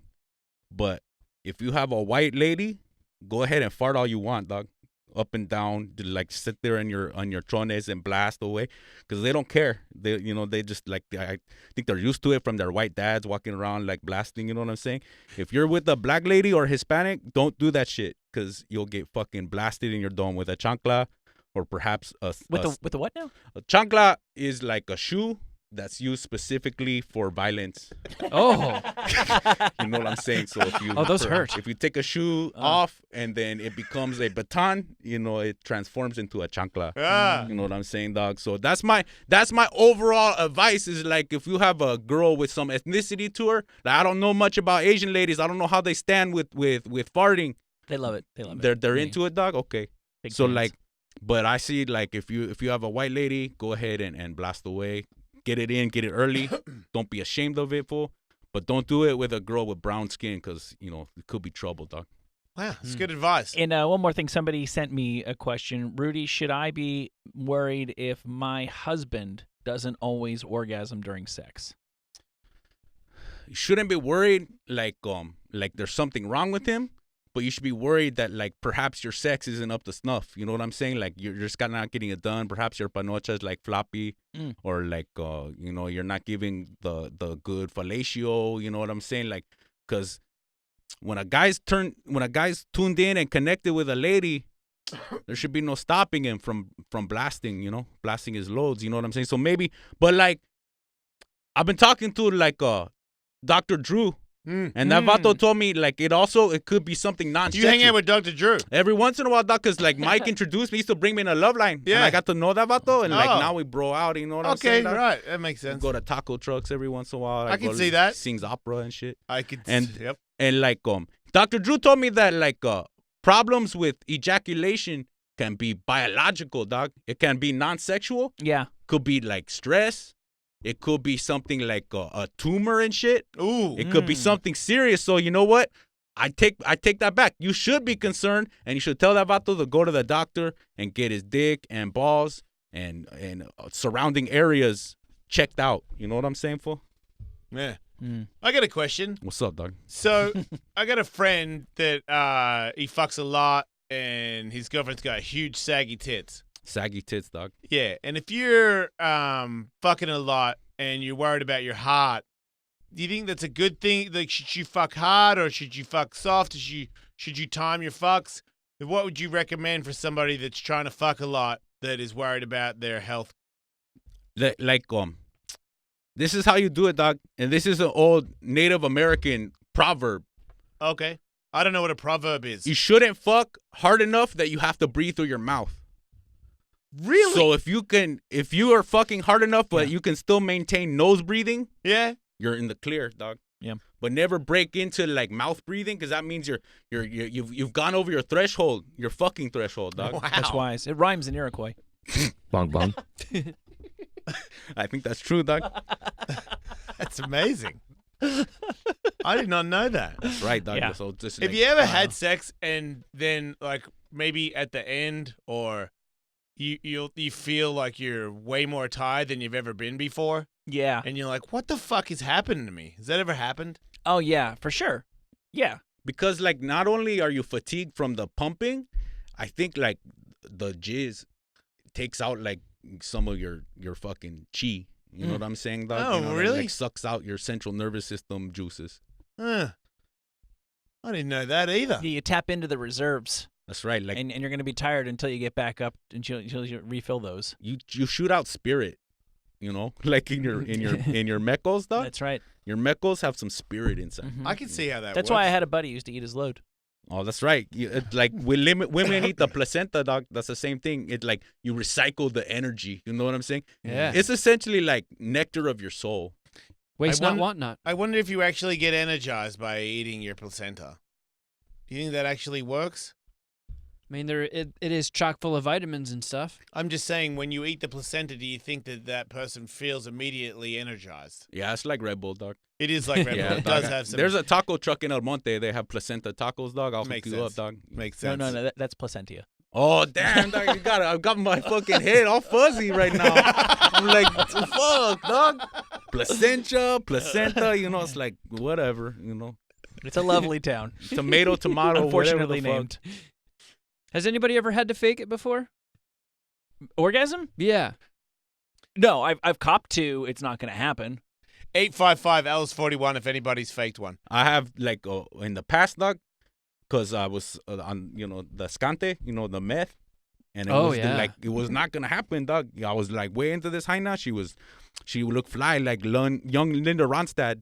And she was all hot. Nothing hotter than that. That's right, fool. You know what I'm saying, dog? And, like, and I was fucking her. And, like, I realized because of the scante, because of the meth, dog, I was not going to come. But, like, I had to do something to save face. So I was doing her doggy style, and I just spit on her back. And I was like, ah! And then she was like, oh, yeah, no, he came. And I was like, oh, so good. Oh! Wait, stay right there. Don't move. Don't look behind you. Let me wipe it off. Yeah, no, yeah. And then I used the bandana, because I happen to have one on me, like, 24/7, dog. Or you could be like Tully's friend and just pretend like you're like, oh, I'm going to come. Oh! And then you just act like you ate it. Yeah, spit on her back and then lick her back. You eat the evidence. Oh! Like a dog vomiting. Wait.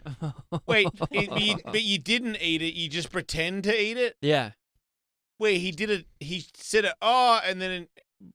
But what hit her? Nothing hit her. She wouldn't have felt anything Exactly. hit her. You just came straight into your own mouth.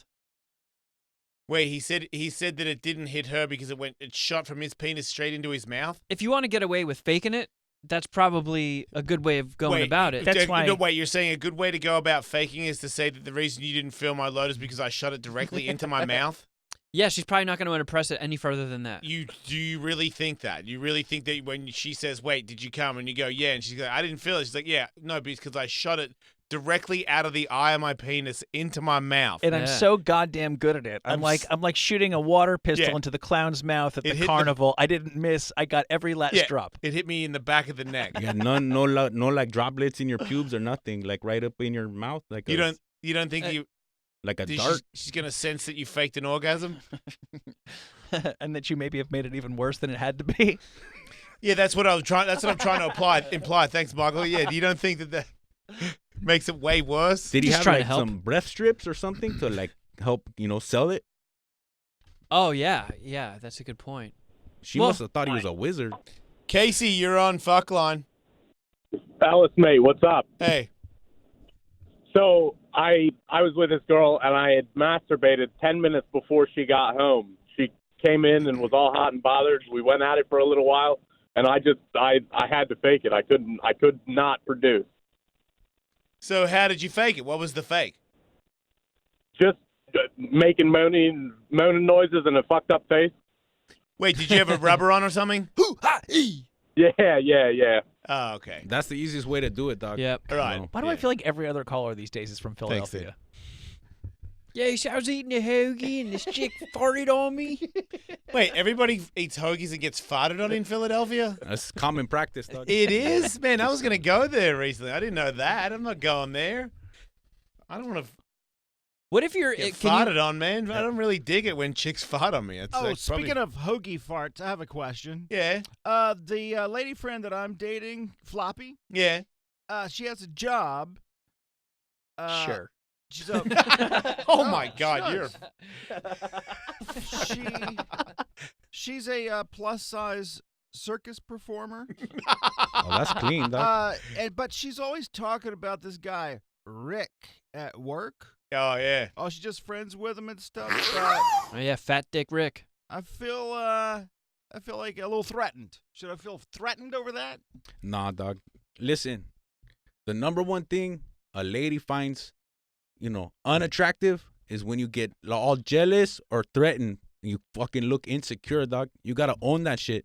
You should get like a tattoo of you like a fucking Aztec, and you're like in front of a waterfall, and then you get Rick is like a little puppy, but with Rick face, and you're stabbing him through the back with a big sword. Yeah, show her it doesn't phase you. And then after the sword stabs through, your pito, your dick, is going through the other side, fucking through the holes that you just stabbed. And then she'll know, like, it doesn't bother you one bit. Wow. I was looking for a tattoo idea that solves two things at once.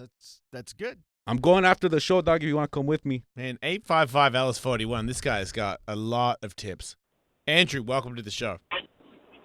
Jason, mate. How you doing, buddy? Good, dude. What's up? Rudy, motherfucker, you're cracking me up. I love you. I need some advice on how to explain the birds and the bees to my two boys. Oh, good question. It's a tough one, dog. It's a tough one. How old are your sons, fool? Well, this is for future because you're just killing me right now, motherfucker. Well, then sit back and enjoy.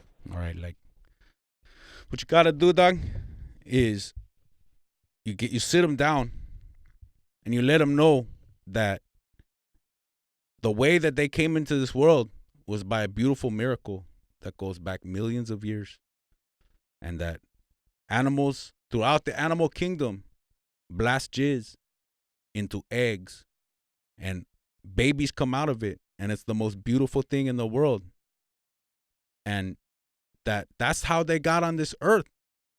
So what you need to do is get a banana, and then you take like some mayonnaise or something, and you put it just on the tip, dog, on the banana, fool, and then you get like a bagel, and you show them, you go in, out, and like that, and you let them know that there's something called Plan B, so that when the mayonnaise comes off the banana, because you've had too much to drink and you're like not thinking right to pull out or whatever, you can go to CVS or Dwayne Reed or whatever the fuck, and you take care of what you need to take care of, and then they'll be set straight. Because the last thing they need is to be running from town to town, escaping fucking child support, dog. Here. Wow. Here. Really good advice. And kids need to know that. And I didn't know you could get it at CVS, so that's also good to know, Rudy. Planned Parenthood, whatever, dog. They keep trying to shut those down, right? They keep not in like my neighborhood, dog. You know, we just go. Even if I'm not having sex, dog, I get like my fanny pack, fill it up with Plan B. I'll go to the strip club, make it rain, fucking morning after pills. You know what I'm saying? You're a great man. Put it in a nice daiquiri. I'm sure they appreciate one in a daiquiri. That's right, dog. You know what? You can make it taste nice. You're a caring man. Mango puree. Are we good here? Yeah, I think we're good. All right. Well, thank you. Hey, Rudy. dog. Like, I just want to say to you, Tully and Kevin and Jason and Will and Benito, like, it's a real pleasure, man. Like, Yeah. I've been thinking about this moment my whole life. It's an honor. My whole adult life, I've been thinking, like, one of these days, that vato, he's going to say, come into the show, you know, spit game, kick some knowledge for people, and, like, my dreams are coming true, you know what I'm saying? I feel like the best is yet to come, you know. We're happy to have you. Did you meet Ray Romano? You for real, dog? Yeah, Ray Romano works I know here this is Hollywood, on the dog. Jason L show. Listen. Turn around. Hi, Rudy. What's up, Ray? I have a question. Uh-oh. Oh, here's a question for you. What's your question, Holy dog? shit. Oh, no. Ray Romano's riffing. I kind of just liked it when he said his name. I've been having conversations with a girl online. Yeah. She really loves me. I'm Ray Romano. Who wouldn't love you? Everybody loves Raymond. I don't know how to take it the next step. I don't know what to say. Have you thought about taking a picture of your dick with a Dodger jersey on? A little one? Like a little Dodger jersey, dog, and just say, so, you know, it's time to play ball. Batters up. Batters up is good. Yeah. Want to go to third base? Yeah. All right, well, see you later, man. Thanks for calling. It was a pleasure talking to you, gotta Ray go. Romano. Yeah, thanks for calling, Rudy. I gotta go, man. All right, yeah, you do. Yeah, you Ray's do. You busy really as do hell. have to go. Yeah, get out of here. Damn, Ray sounds different, fool. Yeah, he does. He gets nervous on the radio. I understand, dog. So do I. So, All right. we had. Oh, we're taking a break. No. We had started putting together our brackets for the biggest asshole in history of the world. Right? And I don't know if we have it's been a few days since we have a list of the people who were potential bracketeers. I can run back through those. Chris Brown, Kanye West, Christian Bale. I thought we took Christian Bale off, right? Because all he ever did was yell at that one person that one time, right? Yeah. Bill Cosby, Johnny Rotten, Mariah Carey, Russell Crowe, Sean Penn, Conor McGregor, Logan Paul, Andrew Dice Clay, Gandhi, Alex Jones, Ben Shapiro, Mel Gibson, and Steve Jobs. Should probably have Brendan Schaub. Why is that? Because he came to SiriusXM and did the Jude show and didn't do the Jason Ellis show. Oh, okay. All right. Put him on. I had a couple of other potential... Look how he spins. What's his name? Brendan Schaub? Who's Brendan Schaub? That fucking asshole. See, okay. Yeah, he's...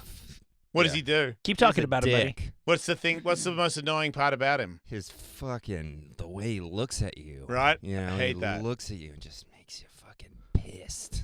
Yes. That's totally what happens. Now, do you want to Google the guy you're talking about? No, because he's just going to Google Brandon Sharp. Oh, good point. Yeah, no, he's never going to get... And is there any support for adding Morrissey to the list? What did he do? Morrissey's an asshole. What did he do?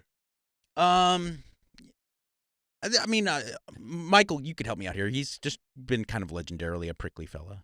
Prickly, yeah. I mean, I've always heard that he's definitely, they say don't meet your heroes. He's like a number one on that list of... nobody's ever really explained to me why, but a number of like publicists and stuff have mentioned. They're like, so I met Morrissey, and Morrissey. I don't need to, and I'm like, wow. He cancels a lot of shows day of. Oh yeah, he a lot of shows. He day didn't of. do that one show in Paso Robles. It was like 45 degrees, and the audience was out there freezing, waiting for him, and the onstage heaters wouldn't work, so he wouldn't go out. That's kind of an asshole thing. Yeah, that's... He says... Will he, like, walk off stage if someone's eating a hot dog or some shit? If he can smell meat, he walks off stage. That's definitely in his contract. There's no meat at his shows. I used to work at this festival, and he was a headliner, and we had to kick all of the bacon-wrapped hot dog vendors from the side streets surrounding. When he got up on stage, he said, "It smells like burning flesh." Yeah. I actually kind of respect the whole meat thing with him. That's his thing. And if you want Morrissey, don't have any meat there. If you want to have meat, don't have Morrissey. Hey, I agree. I think it's pretty cool. Yeah. I don't agree with he it, probably but saved a bunch of animals. I completely respect him on that one. He's definitely said some incredibly politically incorrect stuff, especially in the last few years. He's always been sort of towing the line with like racism and shit like that. Oh, really? What? Yeah. What? He's racist? Yeah. Let me see what the exact allegations are.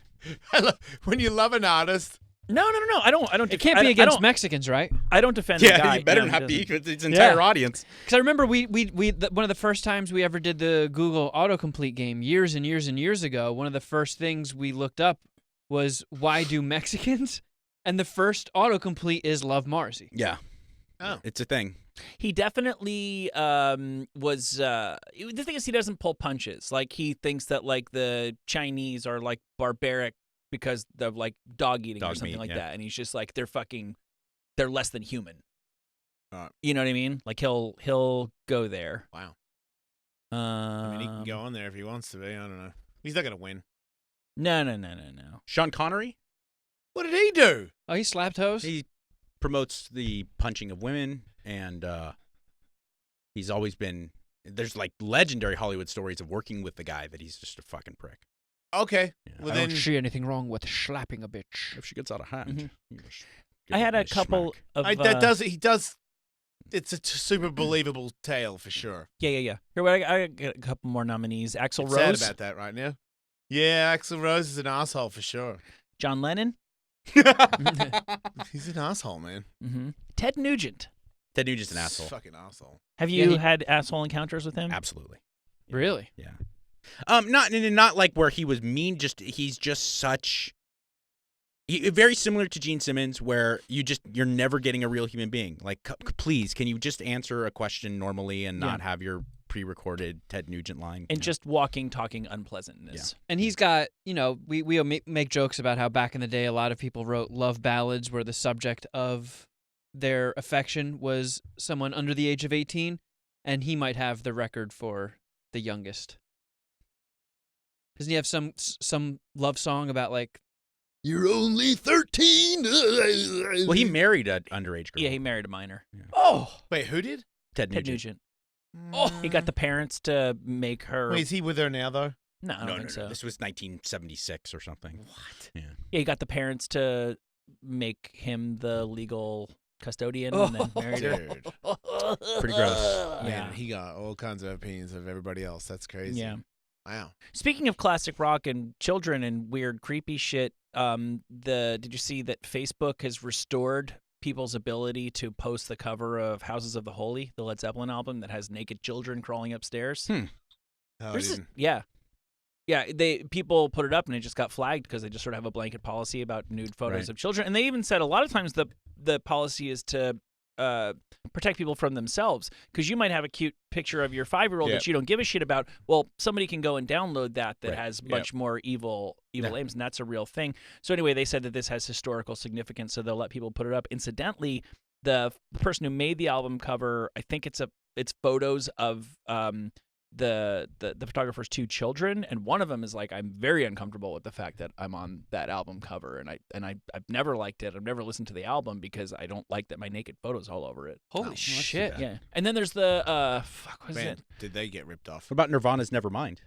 Yeah, it's a little naked yeah. baby. He's cool with it. But it's such a little baby, man. Yeah. The one that always stands out to me was the album cover with the naked underage girl. God, is it Traffic? What is it? Where there's like airplanes and there's like a fully topless Jefferson Airplane or something? No. Oh, Is that like the redhead? yeah, I brought it up I remember recently on seeing the that in show. like Sam Goody as a kid and being like, "Whoa, you can do that!" Yeah. I didn't know she was. Nicotine Yikes. classic rock cover. What? Yeah, we have to sting this IP address with all new searches now that we're in a new building. Oh, God damn it. I don't want to derail the whole It's conversation. up on the screen. Let's not do it. There you yeah. go. Blind Faith. Yeah. Oh, That's weird. That was super just in fucking record weird. stores. That's a classic album. Isn't that weird? Yeah. Mhm. I don't understand how that's a thing. Anyway, other assholes. Many people have, to my social media, nominated that Martin Shkreli guy. Oh yeah, that's a Who's good Martin call. Shkreli? He sucks ass. He's that guy that looks like a bat. What? He looks like a bat? Yeah, he's I've the never guy seen who the bad guy. Who's the bad guy? he bought like an AIDS drug and raised the What? price of it by like 2,000%. Yeah, he raised it from like he looks like Ben Shapiro, right? And then they put him on trial for it, and he's all, yeah, fuck you. I'll do what I want. My drug. oh, that guy. And then he's done like dick shit since then. Like, didn't he like buy that one Wu-Tang Clan album? For that $2 million. They made an album that they were only going to sell a copy of to one person. And then he like broke it or something. Like, he really is like consistently irritating. Wait, why does he do that? He's just a scumbag. I think he's trying. I mean, he was trying to be the bad guy. How about Man. Dustin Can he get Diamond? more of a wiener face? Screech is a dick. Is he? Screech is a big fucking asshole. I've never met him. You said he was mean. Was he like mean to you or something? We had to. There's very few people we had to kick off the show. He had What? Holy just shit. constantly like doing like little inside jokes with his friends in the other room, and he wouldn't answer any questions. And then I saw a clip of his comedy where he's like making fun of retarded people, but not like it's not building to a joke. right, It's not clever, like a clever joke on it. He's just making fun of mentally retarded people. He was kind of odd in his sex tape as well. I remember because we did a bit a while ago where we played clips from celebrity sex tapes and you had to guess what it was. Do you think he's a reaction of what the world has done to him? Though? No, that's a good point. Mm-hmm. I mean, he has had a fucked go at it. Do you think that He did give a girl a Dirty Sanchez on video. I know, but do you think anyone has ever? Oh, dude, that is the filthiest thing I can ever think of. But do you think that being a teen and being the butt of the joke forever? Yeah. Because I don't think anybody likes him. They were like treated him like, oh, you're.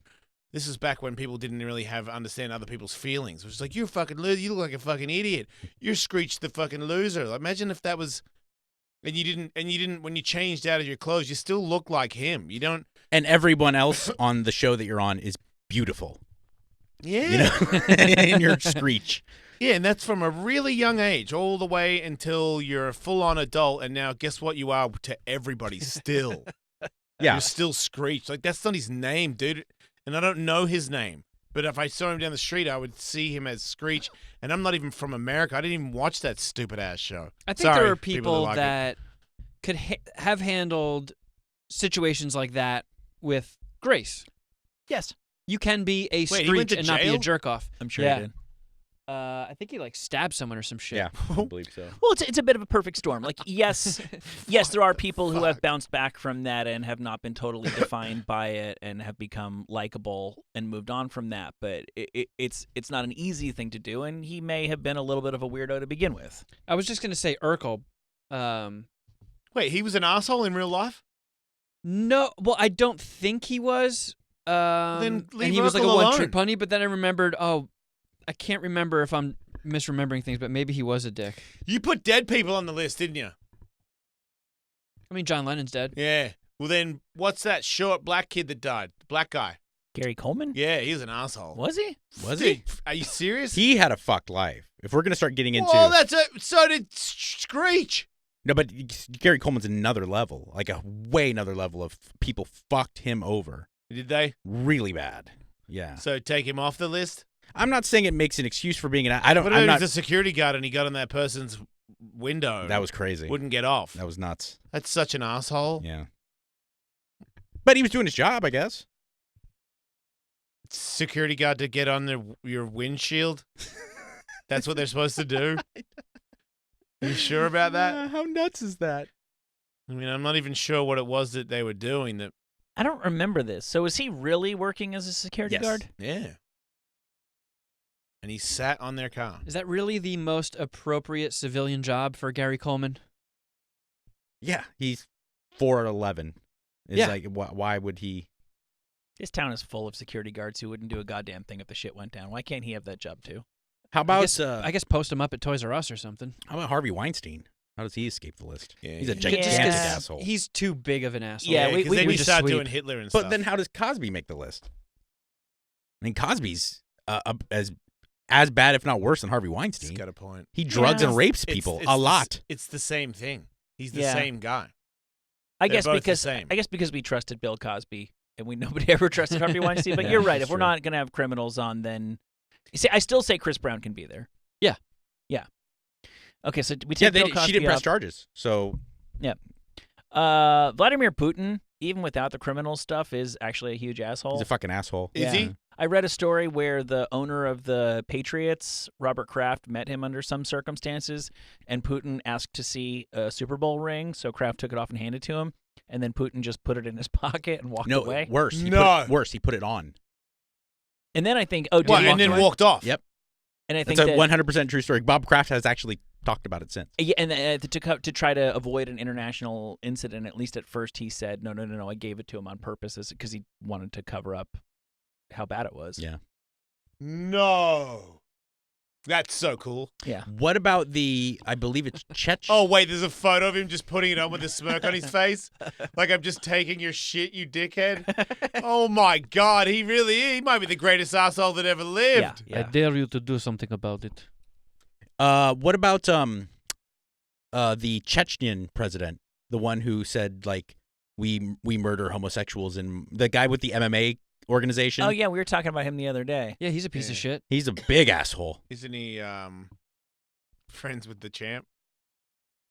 He might be. Yeah. I know. Well, Putin is. I know Putin. There's pictures of Putin and Khabib, but I don't There's know. pictures of him and Habib and that. If Habib's dad loves the guy. Even though that guy's trying to steal like 3 blocks of Dagestan right now. I think it's more than 3 blocks, but yeah. Yeah. He's an asshole. Yeah, but then, see, now you're going Hitler. Yeah, I agree. You Here's gotta pull one. back. Here's one I don't think many people Entertainers. would see coming. Michael Jordan. Supposedly an asshole. Yep. What? Yeah. Supposedly a gigantic asshole. Just all the time an asshole? Yes. I would love to hear some Oh, examples. man. Okay. He does have a Hitler mustache. That was one time. There In a was- commercial, though. There was a girl who was a humongous fan of Michael Jordan, like almost like her room was covered with posters and shit like that. And she got wind that he was going to be at a casino and she wanted his autograph. So she saw him. She's at the casino in Atlantic City, and she sees Michael Jordan strolling through the pit with a couple bodyguards. She pulls a basketball card of his out of her wallet, grabs a pen, and approaches him. Apparently, he palmed her face, threw her to the ground, looked at her, and started laughing, then walked away. One of his bodyguards picked her up, apologized for him, and then followed the herd. No. Oh. He mentally destroyed people. Like Kwame Brown, he broke that kid. Apparently, do like that? his nickname for him was Flaming Faggot. Oh. Holy shit. Jesus. He was like the number 1 or number 2 pick Number in one the, overall in, pick. in the draft and, Number one, and, yeah. and just flamed out. That was Jordan's way of motivating people, and I think it had kind of worked on other people, was to question their manhood and shit like that. And with Kwame, just not everybody's butt has the same buttons to be pushed. Wow, he sounds like a real scumbag. Michael Jordan's a fucking asshole. Magic has some stuff in his book about how, and not like directly calling Jordan an asshole, but just like the tales he tells about the Dream Team experience, that he's insufferable. There's like he would play cards. They would all play poker and stuff, and of course they're all super rich or NBA stars. And Jordan wouldn't let them go to bed until he won. Like he's like, no, you can't stop. We can't stop. Oh, and then he'd win, and he'd be like, okay, now we're done. Yeah, okay, we can stop playing. Because of the gambling competitive. You know, I watch a lot of old fights, and I saw Muhammad Ali as an announcer after he retired, and he all he does is bring up that guy. I beat that. I knocked that guy out in that round, and I'll give him a rematch. You know, he's old. He's not wobbling. And, you know, like the Parkinson's hadn't fully kicked in yet. Yeah. But the whole evening, he's just talking about people that he was gonna fight. I'm gonna fight. I beat his ass. I beat his ass. He's raised his fist like every 10 seconds. He's just competing. It doesn't stop. Like when he retired, he just didn't stop talking about a potential up and coming bout where he was gonna fight somebody else. It just didn't stop with everybody all the time. How far? But it can be dead guys, right? Mm-hmm. So how about like Ty Cobb? Who's that? What at the time, one of the most famous, if not the most famous baseball player of all time in like the early turn of the century. He was just a huge American hero, but horrible man. Horrible man. Tommy Lee Jones portrayed him in a movie. Right. What? Oh, and it's facts. Yeah. Super duper racist. Also, I think he used to, players have spikes in the bottom of their baseball shoes. He used to sharpen his. Yeah. And slide into people. Cleats up, slide into people. He constantly, he wouldn't do any promotion. There was a very famous story of, they wanted to do some type of promotion with a basketball team, and he's like, I refuse to fraternize with N-bombs. Yikes! Like, just like no shame, absolutely no problem being openly racist. Classic unreconstructed Southern racist. I just Googled rude celebrities, and Chevy Chase has a very bad reputation. He does. He's known for being a complete cocksucker. This article has a story. Multiple guest of this show, Rob Hubel, said he was a longtime fan and met Chevy Chase at a UCB show, and went up to Chevy and told him how big of a fan he was, and he says Chevy slapped him across the face so hard that he saw red. And then Chevy told him, "Can't you see I'm talking to someone, kid?" I don't even really. You really That's think almost that's so true? extreme that he was maybe trying to be funny? Like, that's insane. But if anybody tries to be funny by slapping me across the face so hard that I see red, I think you're an asshole. Yeah, you're an asshole. He does interviews with some people, right? Or is it super hard to get him to do an interview? Didn't he have? I don't think he does a lot of press. Chevy? I don't think he really needs to. He's known to being very difficult to work with, rude to his coworkers, possibly racist. There was a lot of stories coming out about him on the set of that show Community. Yeah. And it supposedly got very, very bad. To the point where I think he got fired from the show. He did. Yeah, he did. He did a sit down with, it might have been the New Yorker, and it was pretty transparently, I'll tell you what you want to know, I'll answer whatever questions because no one will hire me anymore, and I kind of, my life doesn't have any meaning if I can't work, so I'll say what I need to say, I'll apologize, I'll tell you some funny stories if you'll say, hey, Chevy's still looking for jobs if anybody wants to put him in movies. There's a very famous, this is to point out that this has been going on quite some time. There's a very famous Johnny Carson where Chevy was the first guest and Richard Pryor was the second. And Richard Pryor sits down next, and they just get into it. And finally, Richard's like, no, I don't like you, dude. I don't like you one bit. And this is back in the day when talk shows were real talk shows. Yeah. And Johnny's like, what's going on, guys? He's like, I don't like Chevy. He's not a nice guy. I don't like him one bit. Wow. That's crazy. Like being brutally honest because he knows what he is. Yeah. It was crushing to learn that too, because as a kid, I looked up to Chevy Chase. I loved him. He was a fucking shit. He was the man. Fletch and Vacation. Caddyshack. When I was a little boy, grew I up was on like, Caddyshack. he was everything. Yeah. Johnny Carson, also a notorious asshole. Yeah, that's true. That's true. Bill Murray said this about Chevy Chase. When you become famous, you've got a year or two where you act like a real asshole. You can't help yourself. It happens to everybody. You've got like 2 years to pull it together or else it's permanent. The implication being, yeah, Chevy did not. It's like you just got away with it too long. Then didn't decide to pull back on it. It's a weird thing. It's going to be a weird thing to be a giant superstar and have such a severe comb over, too. That was crazy that he ran that for so long. Trying to think who else legendary asshole. Terry Sweeney from SNL called Chevy Chase a monster.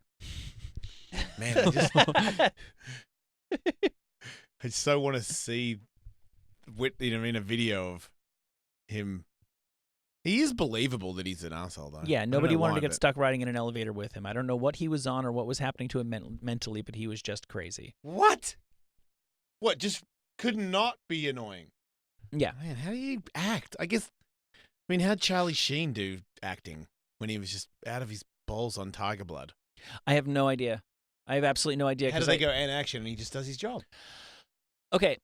So I recently read, who's his co-star? I'm blanking. John Cryer. Yeah. I read the good bits of his book. Mm-hmm. And I think that what he said is that Charlie Sheen really always had a very uncanny ability, no matter what he was doing, to sit down, memorize scripts, and he was like a first-take actor. To be a successful TV actor, you need to be one of these people who can just kind of do it first take every time because it's, for a lot of reasons.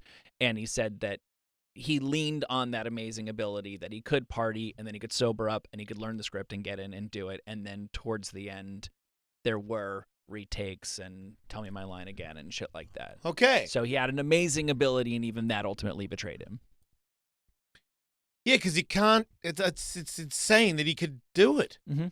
Well, and also sitcom acting. I'm not an expert, but living with my wife and seeing it through her eyes, and she's had quite a bit of success in sitcoms specifically. Yeah, it's a different thing, and it's not like dramatic acting where you have to make these kind of different choices from moment to moment. You're part of a machine, and you fit your line in perfectly on the time, and you know what I'm saying. Like, okay. So yeah. If you just know your shit and you got a good gift for it. I could easily see how he could come in ready to go, even keyed up, and just be like, boom, boom, boom, boom, let's do it out. It's not like doing a super dramatic play or something like that. Right. So it's not even that taxing. You think maybe? No, I think it is like Tully pointed out. It's a weekly thing. You got to learn your lines quick, and oftentimes they change with table reads and script changes right up to the last moment. So it actually is hard to keep on it and know your shit. Okay. Especially if you're the star like that, because it's a lot of lines. But it's not something where I feel like. You have to be invested in the character. My point being, it's like doing a pre-recorded radio bit as opposed to like hosting like a live interview. You know what I'm saying? Like you have your thing, you do it, bam, bam, bam, bam, bam, and then you're out. You know what I'm saying? Yeah. It's a big list we got. Yeah, it looks like we need 5 more to round it out for an even bracket. Okay. This might trigger some people, but. It's the reason some people love him and the reason some people hate him. Donald Trump. Yeah, it's just hit list stuff.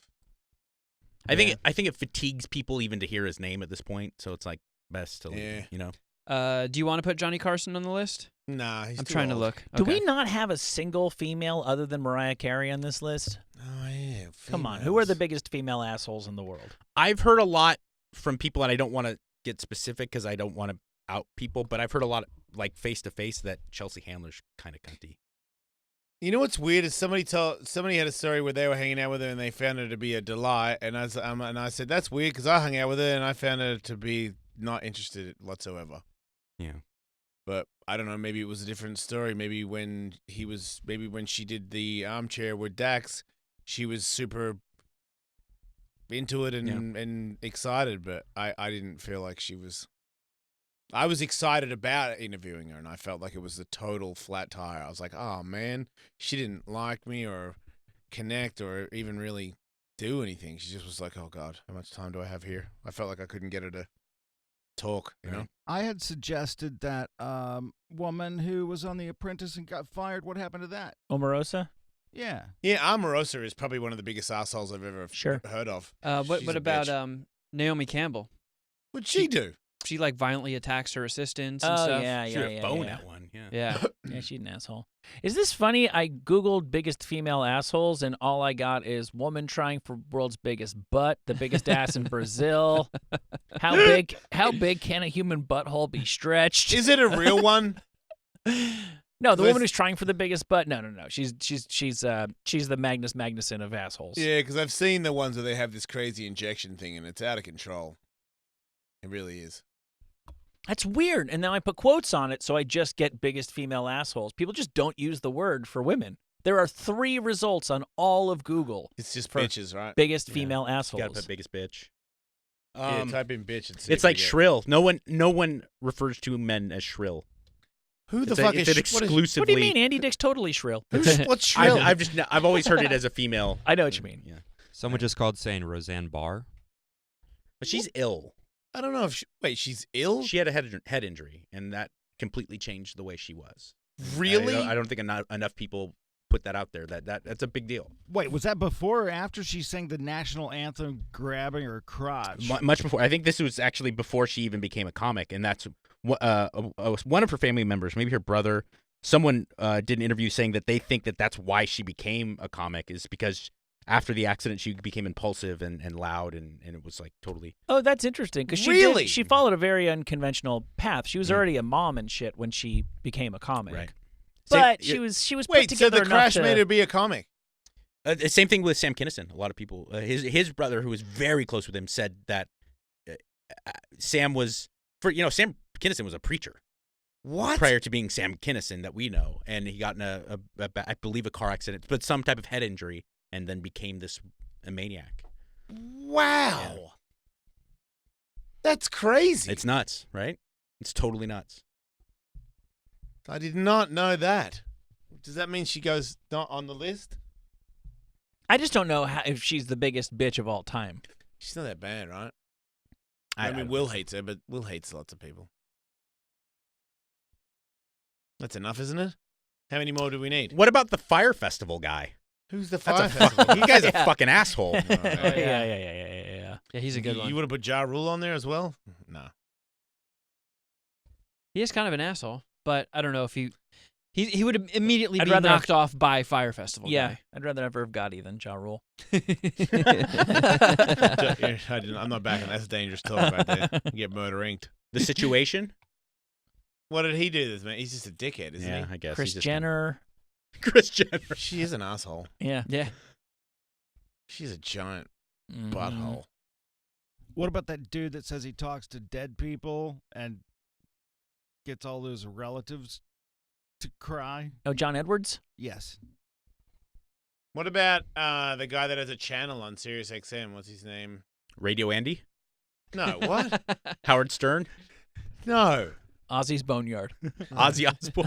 Al Jolson or something? Eminem? Al Jolson? Oh Joel my goodness. Osteen? No, Joel Joel Osteen, yeah. If you had an Al Jolson channel, that would be amazing. Sorry. Oh, if you're going to go preacher, you got to go Jerry Falwell. Jerry Falwell's an asshole. There you go. Jerry put him Falwell's on. a fucking asshole. Fucking asshole. Get him. Okay. Do we have enough now? Okay, I got a female. Westboro Baptist Church lady. She's not famous. Yeah, I thought it was Fred Jones was the guy pulling the strings there. 10 But people. the Shirley. one of his daughters kind of took over. Oh. She's a fucking asshole. It looks like we need one more Okay. to round it out. Who is the biggest asshole? This whole time we've been doing this, I feel like there's like blatant examples that I should be thinking of. I know. The Rock. What? I'm kidding. He's like the nicest guy in the world. It's fake, but it's still. I don't think so. Jerry Lewis. I think. Why? Yeah. What did Jerry Lewis do? Oh, Oh, Jerry Lewis dude. supposedly an asshole. Yeah, I mean, especially as he got older, I think. He stayed with his little cousin that he married, right? No, It's you're thinking Jerry of Lee Lewis. Jerry Oh, Lee Lewis. yeah. I'm thinking of the great actor and Oh, comedian, But, I just heard stories about when he was doing those telethons and stuff, which he was raising money. I was going to say he's raising money for children. Can you? I don't care. I don't think he's going to beat any I know, that we right? have so far. That's the He's problem. not that biggest. He's just not like the shining asshole. He's a shining asshole. One left. Woody Allen. Woody Allen's a fucking asshole. That is true. What do you mean? Who the fuck said that? Woody Allen. He's here too. With Ray Romano. Vinny Barbarino. Yeah, they carpooled here. Oh, Pierce Morgan. Boom! Oh! Pierce Morgan's an asshole. Yeah. Red fucking dragon. Another one, Simon Cowell. I don't know if he. Simon Cowell's a Pierce fucking Morgan's a bigger asshole. asshole. Yeah, but Simon Cowell's faking it. Impregnated his best friend's wife. Wait, She did was he? asking Impregnated his for best it. friend's wife, and the Sony leak, showed that he was, while Howard Stern was on America's Got Talent, was sending out emails trying to get Howard Stern off America's Got Talent so that he could take his job. Oh, wait, that happened? Yeah, he's a snake. He's a I fucking. want your job. Wow. That's so cool. Replace him with Woody Allen. Get Woody Allen off and put that guy on. Who was it? Simon Cowell. Yeah, Simon Cowell. Yep. All right, there you go. That's a All right. Yep, think we're boom. good. All right, we'll get those brackets cooking next week. Yeah. We did it. All right, we'll take a break. We'll be back.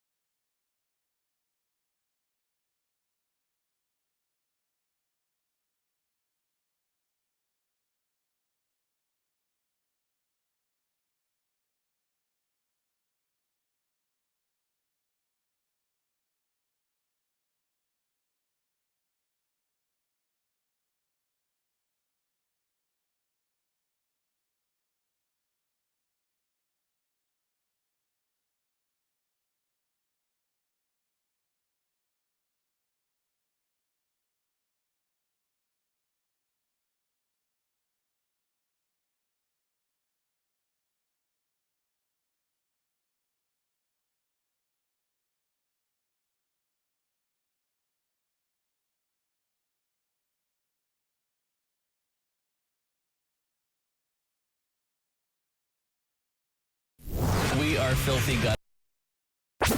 Faction Talk. Sirius XM 103.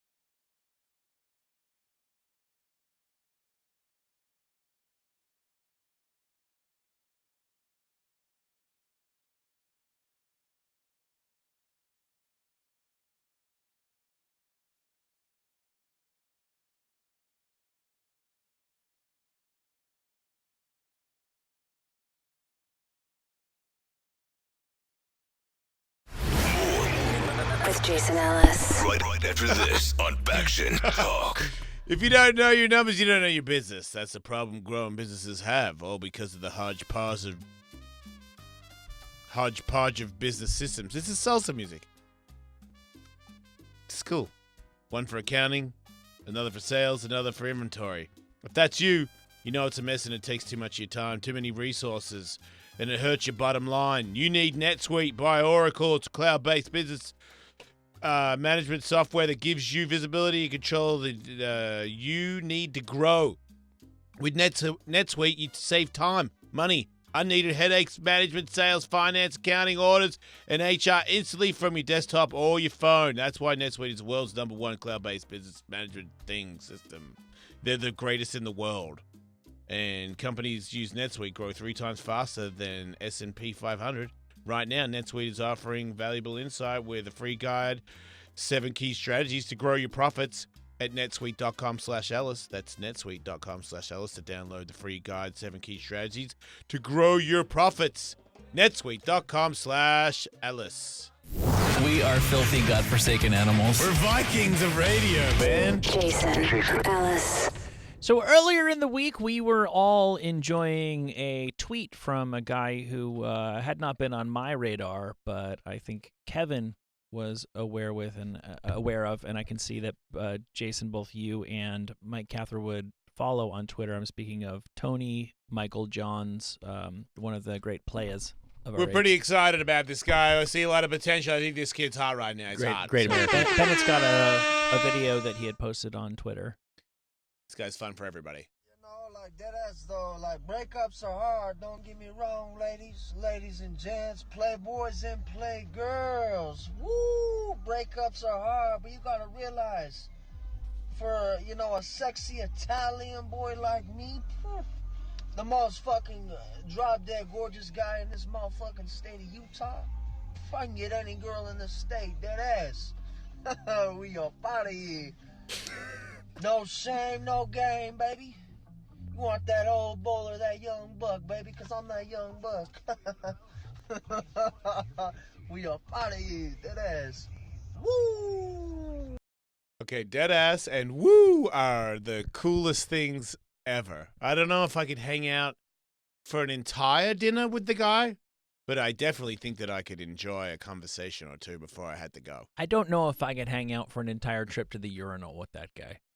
Come on, man. You don't think he's fun? Do you think he's a violent guy? No. No, he's a lover. You think he stays cool all the time? I'd rather hang out with him than like a hipster where nothing's cool enough, I think the only thing that could just really piss at everything. Yeah. Yeah, no. I mean, if he really is like that, and he's like, woo, he's gonna like some of the stuff that you've got on and stuff, right? He's not gonna point out the bad parts of it, is he? No. He's more of a, ooh, I like your hat, yo. We're gonna get some. Would you not want to try and get some ladies with this man? Absolutely. I just let him work his magic while you just stand there in amazement. You're totally right. He cannot clown you for the stuff he doesn't like. He's just gonna point out the few things he like. Oh, them shoes are saucy, player. Yeah, or he's gonna get really violent. One of the two. Will, you like this guy? I don't think so. Does that mean you don't know this guy yet? I don't know him yet, but just based on what I've seen in the past few minutes. You don't think you would have fun having a conversation with him? I'm not asking him to live with him or anything. You don't think he'd be a cool dude to hang out with for a bit? I would like to maybe hear him on the radio, like if somebody talked to him, but I wouldn't want to be in the same building. Car. I wouldn't want to be in the same car. What about if we get him on this show? That would be cool. You'd have to be in the same building as him. Yeah, that's fine. No, I wouldn't want to go on a road trip.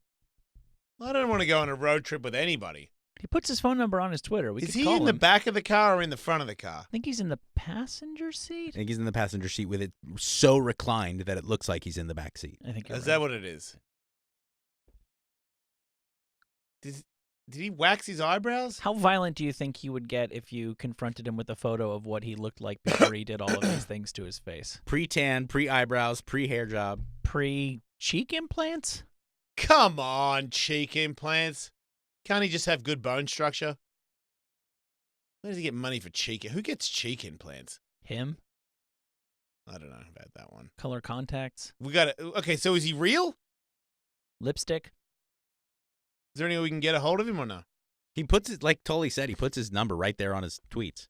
Can't be real. Now Can you call him? That's a different phone number than he has on his profile. The one on the tweet is different from the one on the profile. He says hit my line for each of them. But yeah, give him a shot. Now 718, that's a New York area code. That is not a Utah exchange. Yeah, so what is this? Some sort of weird scam? Are we being scammed? I hope so.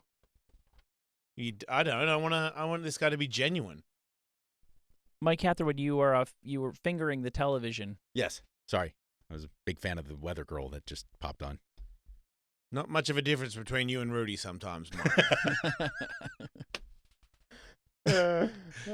Just saying. It's almost like a mustache away. Do you think that's his real name? Do you think Tony Michael Johns actually has 3 first names?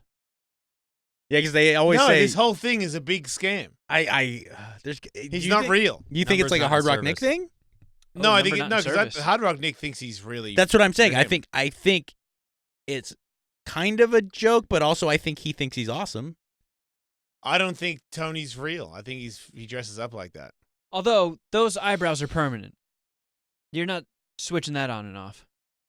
So he's at least fully committing in that department, which I've walked around with no eyebrows before. That's absurd. Yeah, okay, he doesn't have no eyebrows. He has really trimmed eyebrows, and he could totally walk around that like that. Doesn't He's still gonna look like an asshole. Yeah, but is what I'm saying. that's you, dude. If he's like, I don't look twice at this guy. I just think I mean, if he's doing the collar, wait, what? Can you turn it up? What is this? Here's another video. He's got a pink collar. It looks like he's doing the whole "what up" thing with the sound off.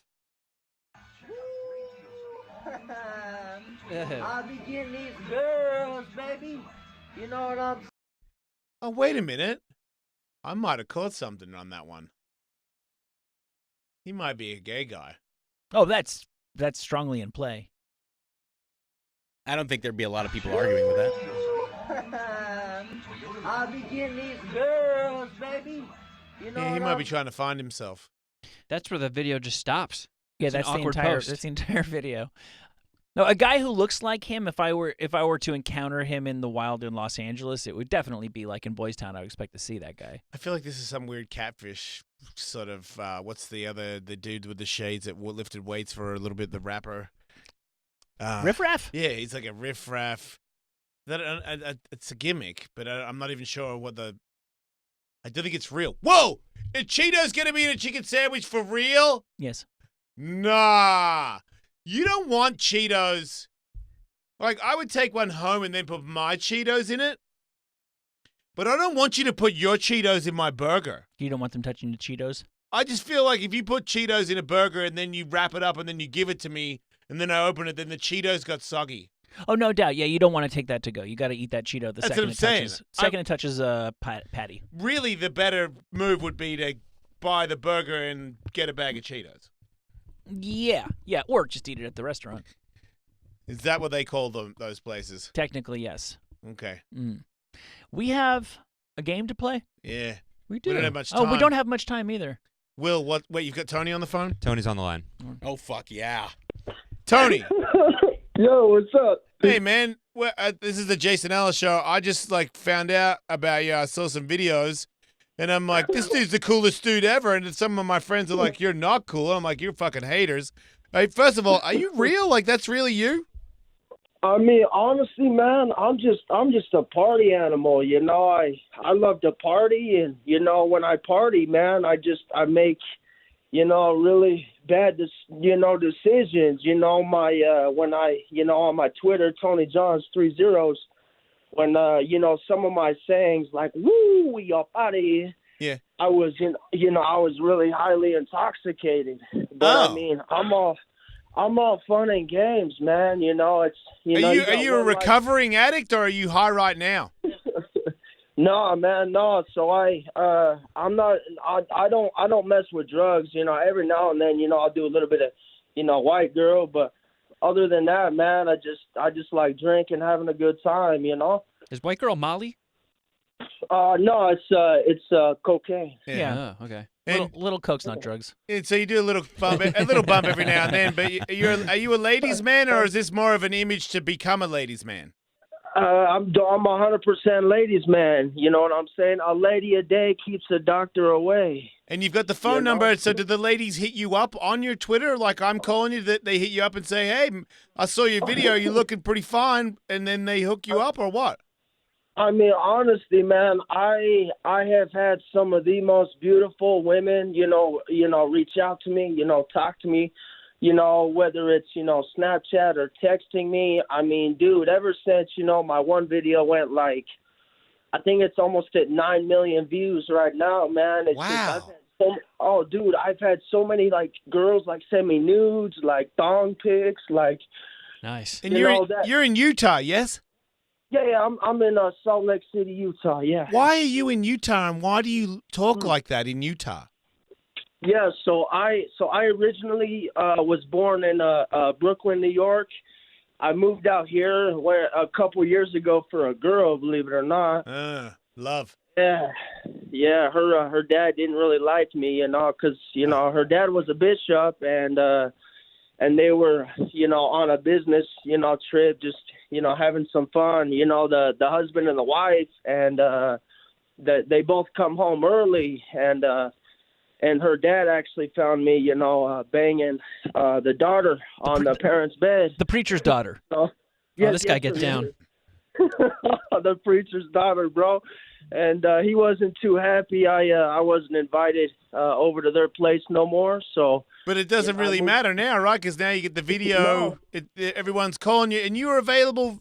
You'll talk to girls, and are the girls coming to Utah? Are you getting laid? Believe it or not. So I got a girlfriend now, and it's like she wants me to sleep with other women. So me and her, we've ever since that video, popped up. I mean, we've had a couple threesomes, Yeah. And she heck yeah, man. She just loves the fact that all these girls are reaching out to me, And my new girl now, dude, she's beautiful, man. She's a, fitness model, and she's gorgeous, man. She's unreal. But she's down with me, fucking other women. So I'm like, hell, why not, Now, I'd have to imagine with all the way you've been blowing up on social media that Hollywood's coming knocking. Dude, I hope one day, man. I hope one day. You haven't had any calls, though?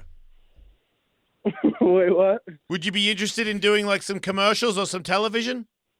Oh, hell yeah, man. Dude, I would love that, bro. Get me on the big screen. Heck yeah. I mean, dude, like a Bud Light commercial. Dude, dude, the dreams would come true, man. Get me on, even like a Coors Light commercial, what I mean? Yeah.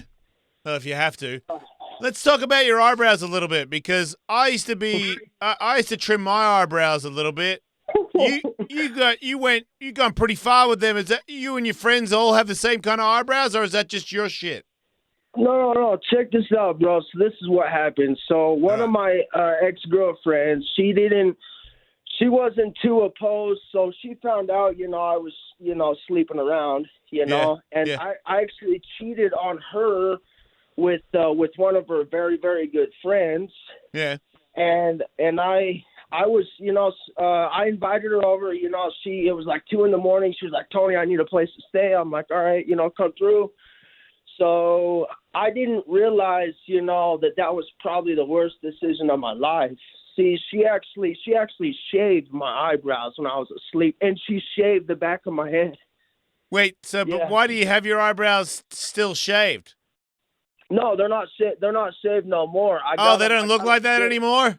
No, not no more, dude. That was like 3 or 4 months ago. You don't think it's a good idea to keep that look so you can keep the image alive? You're hot right now, man. You're not trying to milk that shit or what? 9 million views can't be wrong.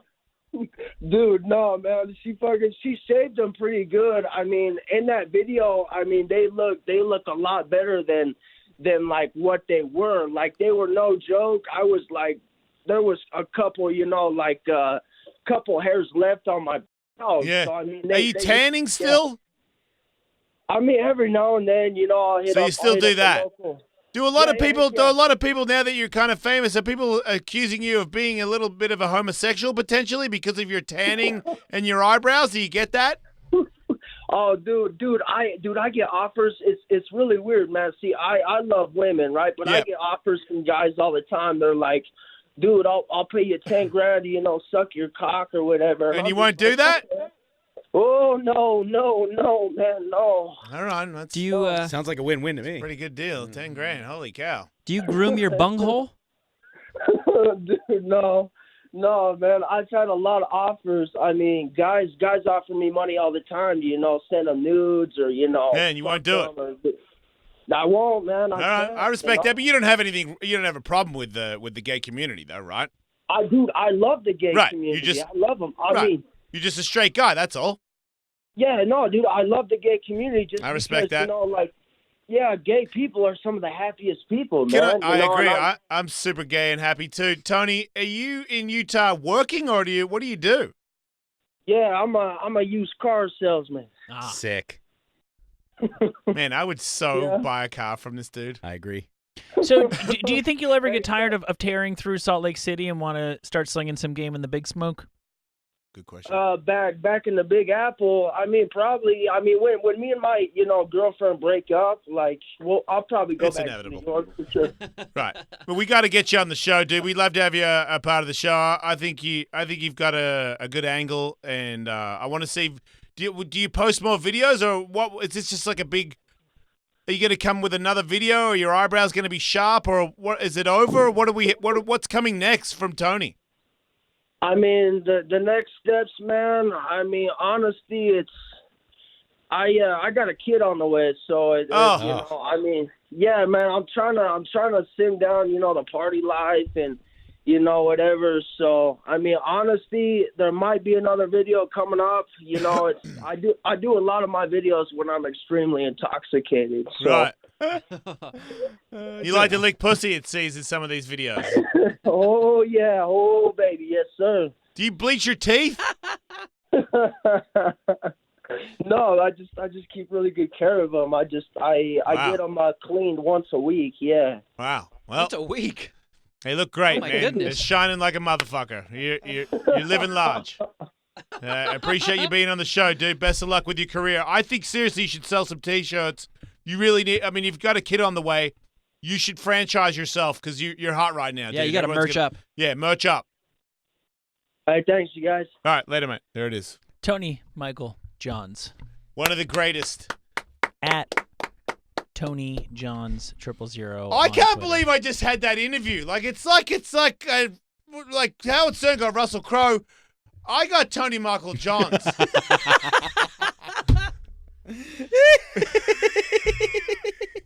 And that was an in-depth. This guy has no plans. Nah. Man, could I get him to fight Hard Rock Nick at Ellis Mania 20? I think this guy would trash Hard Rock Nick. I think so, too. I think everybody would trash Hard Rock Nick.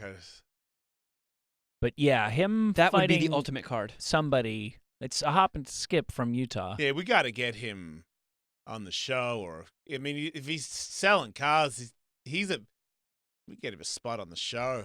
I mean, this guy's the raw dog chair or something. He's great. I mean, if you could set up, just making up a fucking chair that doesn't exist. Like Ellis Mania 19, if he fought Hard Rock Nick, that would be fucking epic. That'd be crazy. It would be crazy. Yeah.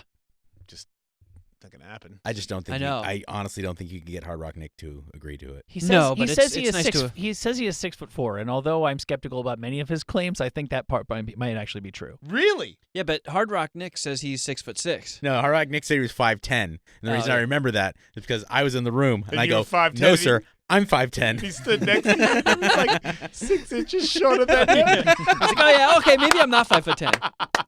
That was so fucking awesome.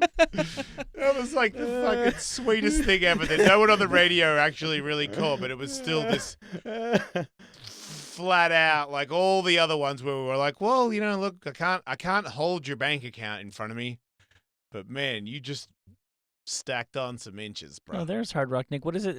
That caption says, spent part of my 42nd birthday relaxing in my private indoor swimming pool and hot tub inside my 14-bedroom West Hollywood house. Yes. He's in front of a fountain. Yeah, he's sitting in a fountain on Beverly Hill on Sunset. Yeah, right? he's outside. He's at the Grove. That is He's literally he's literally outdoors. He went Grove. over there and took his shirt off. There's no water. Where's the water? I don't even know if there is a single home in West Hollywood that has 14 bedrooms. Does he have a black olive pizza tattooed on his shoulder? I think it's a cookie. No, it's Mars. It's the planet, yes, because he's Iron Man. His private chef probably made him a Big Mac too. Oh man, that guy is so good. People can't. If you can't enjoy that, you're not living. You gotta read the post. I saw some people have followed my lead and followed Britney Spears, and they are happy for it because she's great. She's swimming around to music in the beach. She's so fun. I hope she's having fun. She's on fire. I agree. She deserves to be happy. Yes.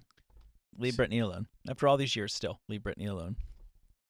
We don't have time for this game. I wanted to bring up. We don't have time for the game. Well, you fucking boarded up the wall and everything. You can't do one part of it at all. Want to do it? Just one? Can you do one? we could do a tease and maybe get people hyped up for when we do a full segment of it. Yeah, because I feel bad. People don't know that studio is back, like the walls are covered and there's a sex toy on the table. All right, Kevin, get that big fat dick out. I thought you'd never ask. Yeah, they haven't What do you mean? I ask you every day. I text you in the middle of the night. Hey, man, I don't get that text.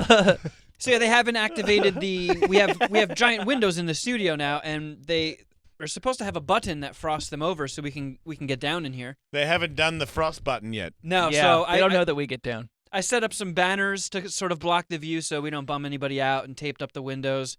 So this is Dictionary.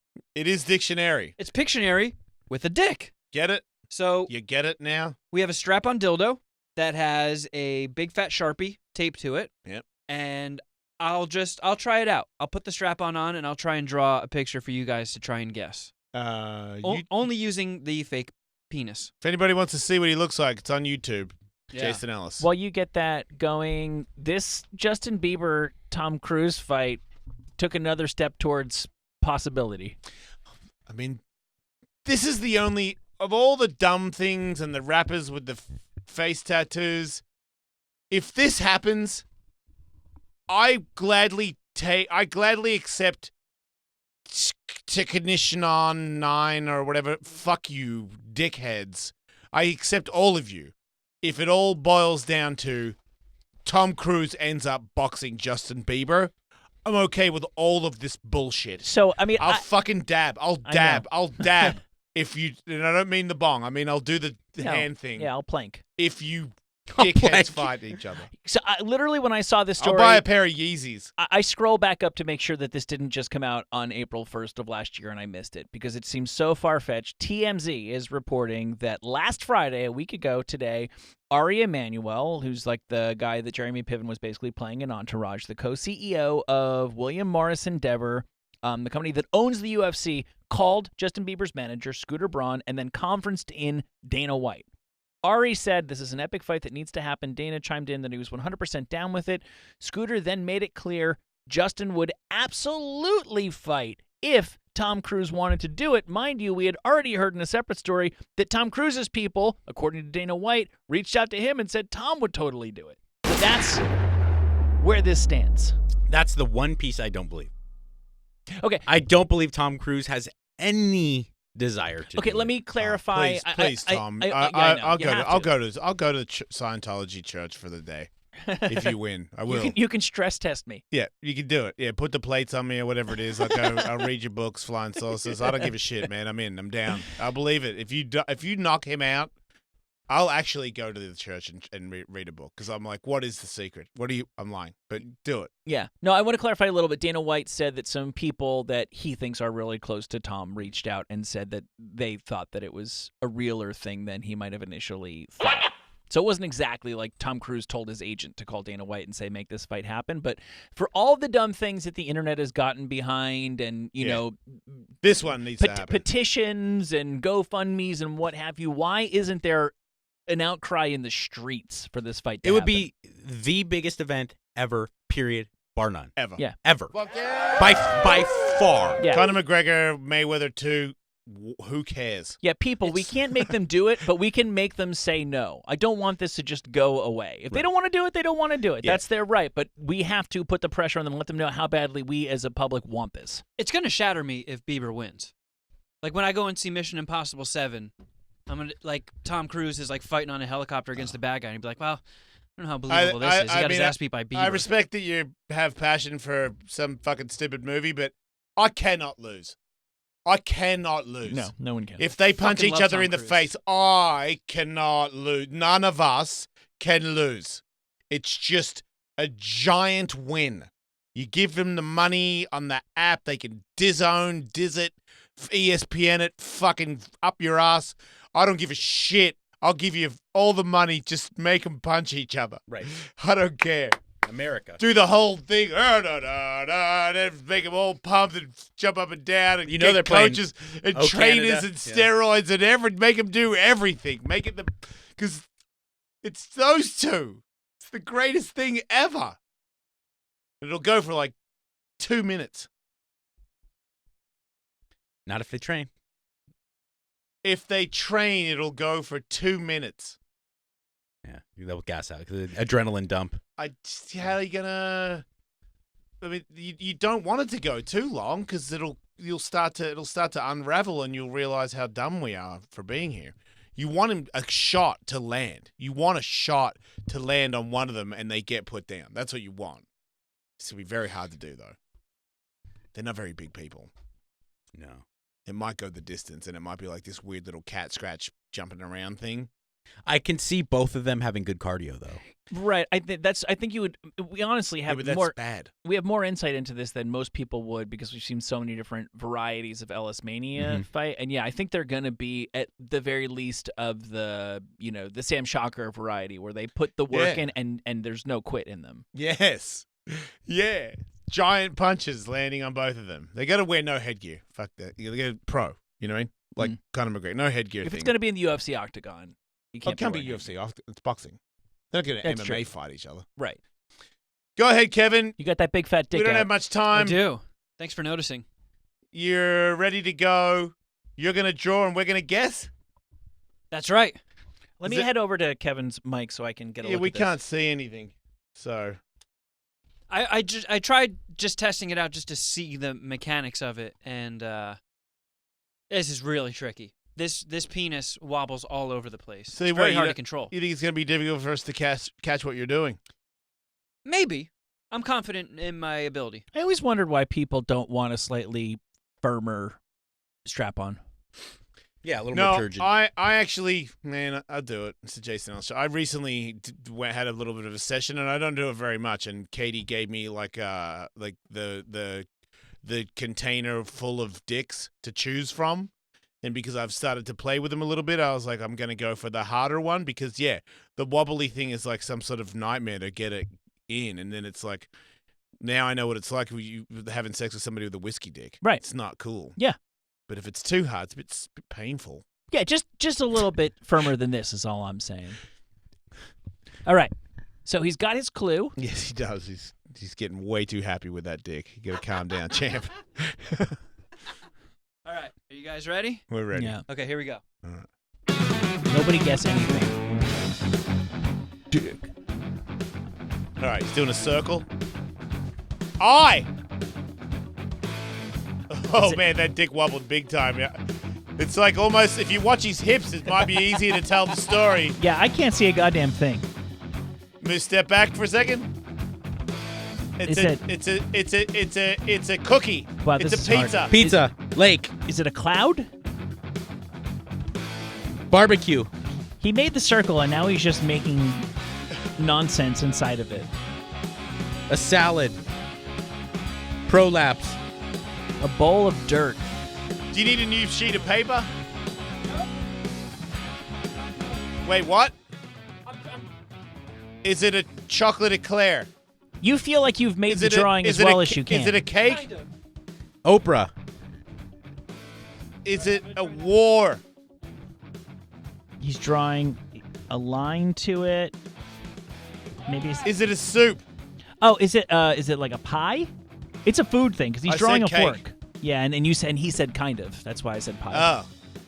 Is it spaghetti and meatballs? Yes! Oh! Hey! Fuck yeah, Michael. Yeah! Spaghetti! I am the most eligible bachelor in Utah. Boom! Man, we out ya. Boy, do we know how to dictionary. It's really good. Yeah. Really good. Really hard. It's a lot harder. You know what? I think I might bring in a stiffer dick.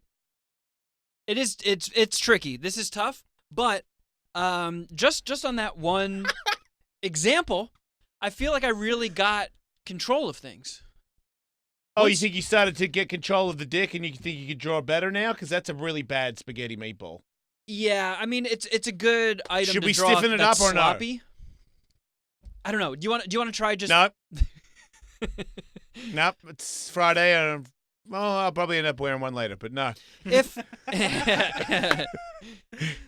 we can, I don't want to wear one. We can keep another one on hand. So, like when we actually do this for real, if you feel like the floppiness of it is just too difficult. I just think watching you draw, I felt like it was going to be really difficult for the rest of us to get something going there because it flops around a lot. get a stiffer dick. It does, you could but really once make an impression. Like if you press the tip against the paper, it like holds it straight, and if you just move real slowly, you can get clean lines with it. Get the hang of it, so to speak. Did you see I made it in Playboy? I did. I posted Congratulations, it. man. I did stuff. I Oh, did yeah. stuff. Is that this current issue right now? We can go out and get it? Yeah, Awesome. the summer issue or something. I don't know how it goes. It's super artsy. It just had one little date thing on the side of it or something. Katie posted it for me on my Instagram because it's all a bit confusing to me. But I made it. I'm not naked in it. I made Next it. time, you got something to build towards. Gaping with Ellis. That'll be my next one. There's always Blacktail. What's Blacktail? That's my porn magazine of choice. Ooh, that sounds really severe. What's Blacktail? I found a couple of those in the dumpster behind Quick Check. I bet you did. Yeah. Bennett, real quick, can you pull up the Seals singing the Star Wars song?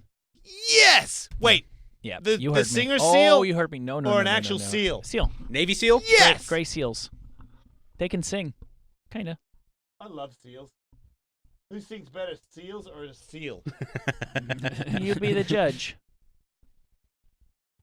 Where? It's coming. Sorry, I had to give him a little heads up because we're almost done here. I saw this link and I didn't want to click it because I wanted to watch this with fresh eyes. Wait, you haven't seen it? None of us have seen the I've seal? seen it. I've seen it.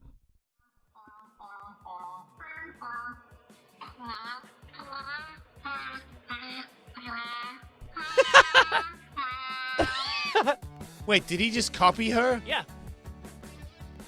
Wait, do it again. Yeah, that's what they do. solo. They play a melody and then the seal repeats it.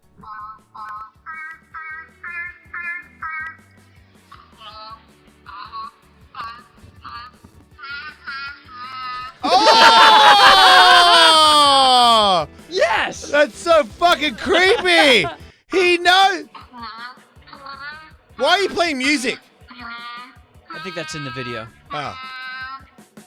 Oh, they have to play the music to stop the level of creep in it because now that it's actually connecting with you, it's like, wait, do I need to give you some pants or something? Because Yeah.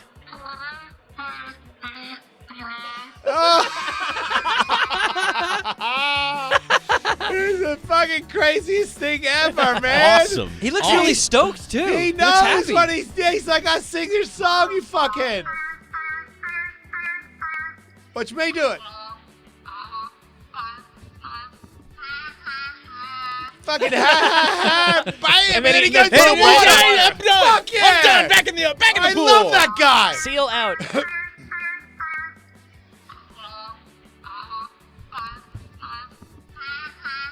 Boom! Got a Nailed lot it. of passion in her face Fuck, too. that guy is so good. She closes her eyes and gets into it. Man. The nostrils flare. Could you imagine if your dog could do that? Oh, Or your I cat? never leave Right? the house. You would never leave. You Yeah. would be like, you know what? I feel like I need to treat you differently. Yeah. Things you need to sit up at the dinner table when we eat. That's incredible. Yep. Yeah. Good for you, Seal. Absolutely. Good for you, everybody. Yep. It is the longest day of the year. So Well- stick a finger in your butt. Don't die.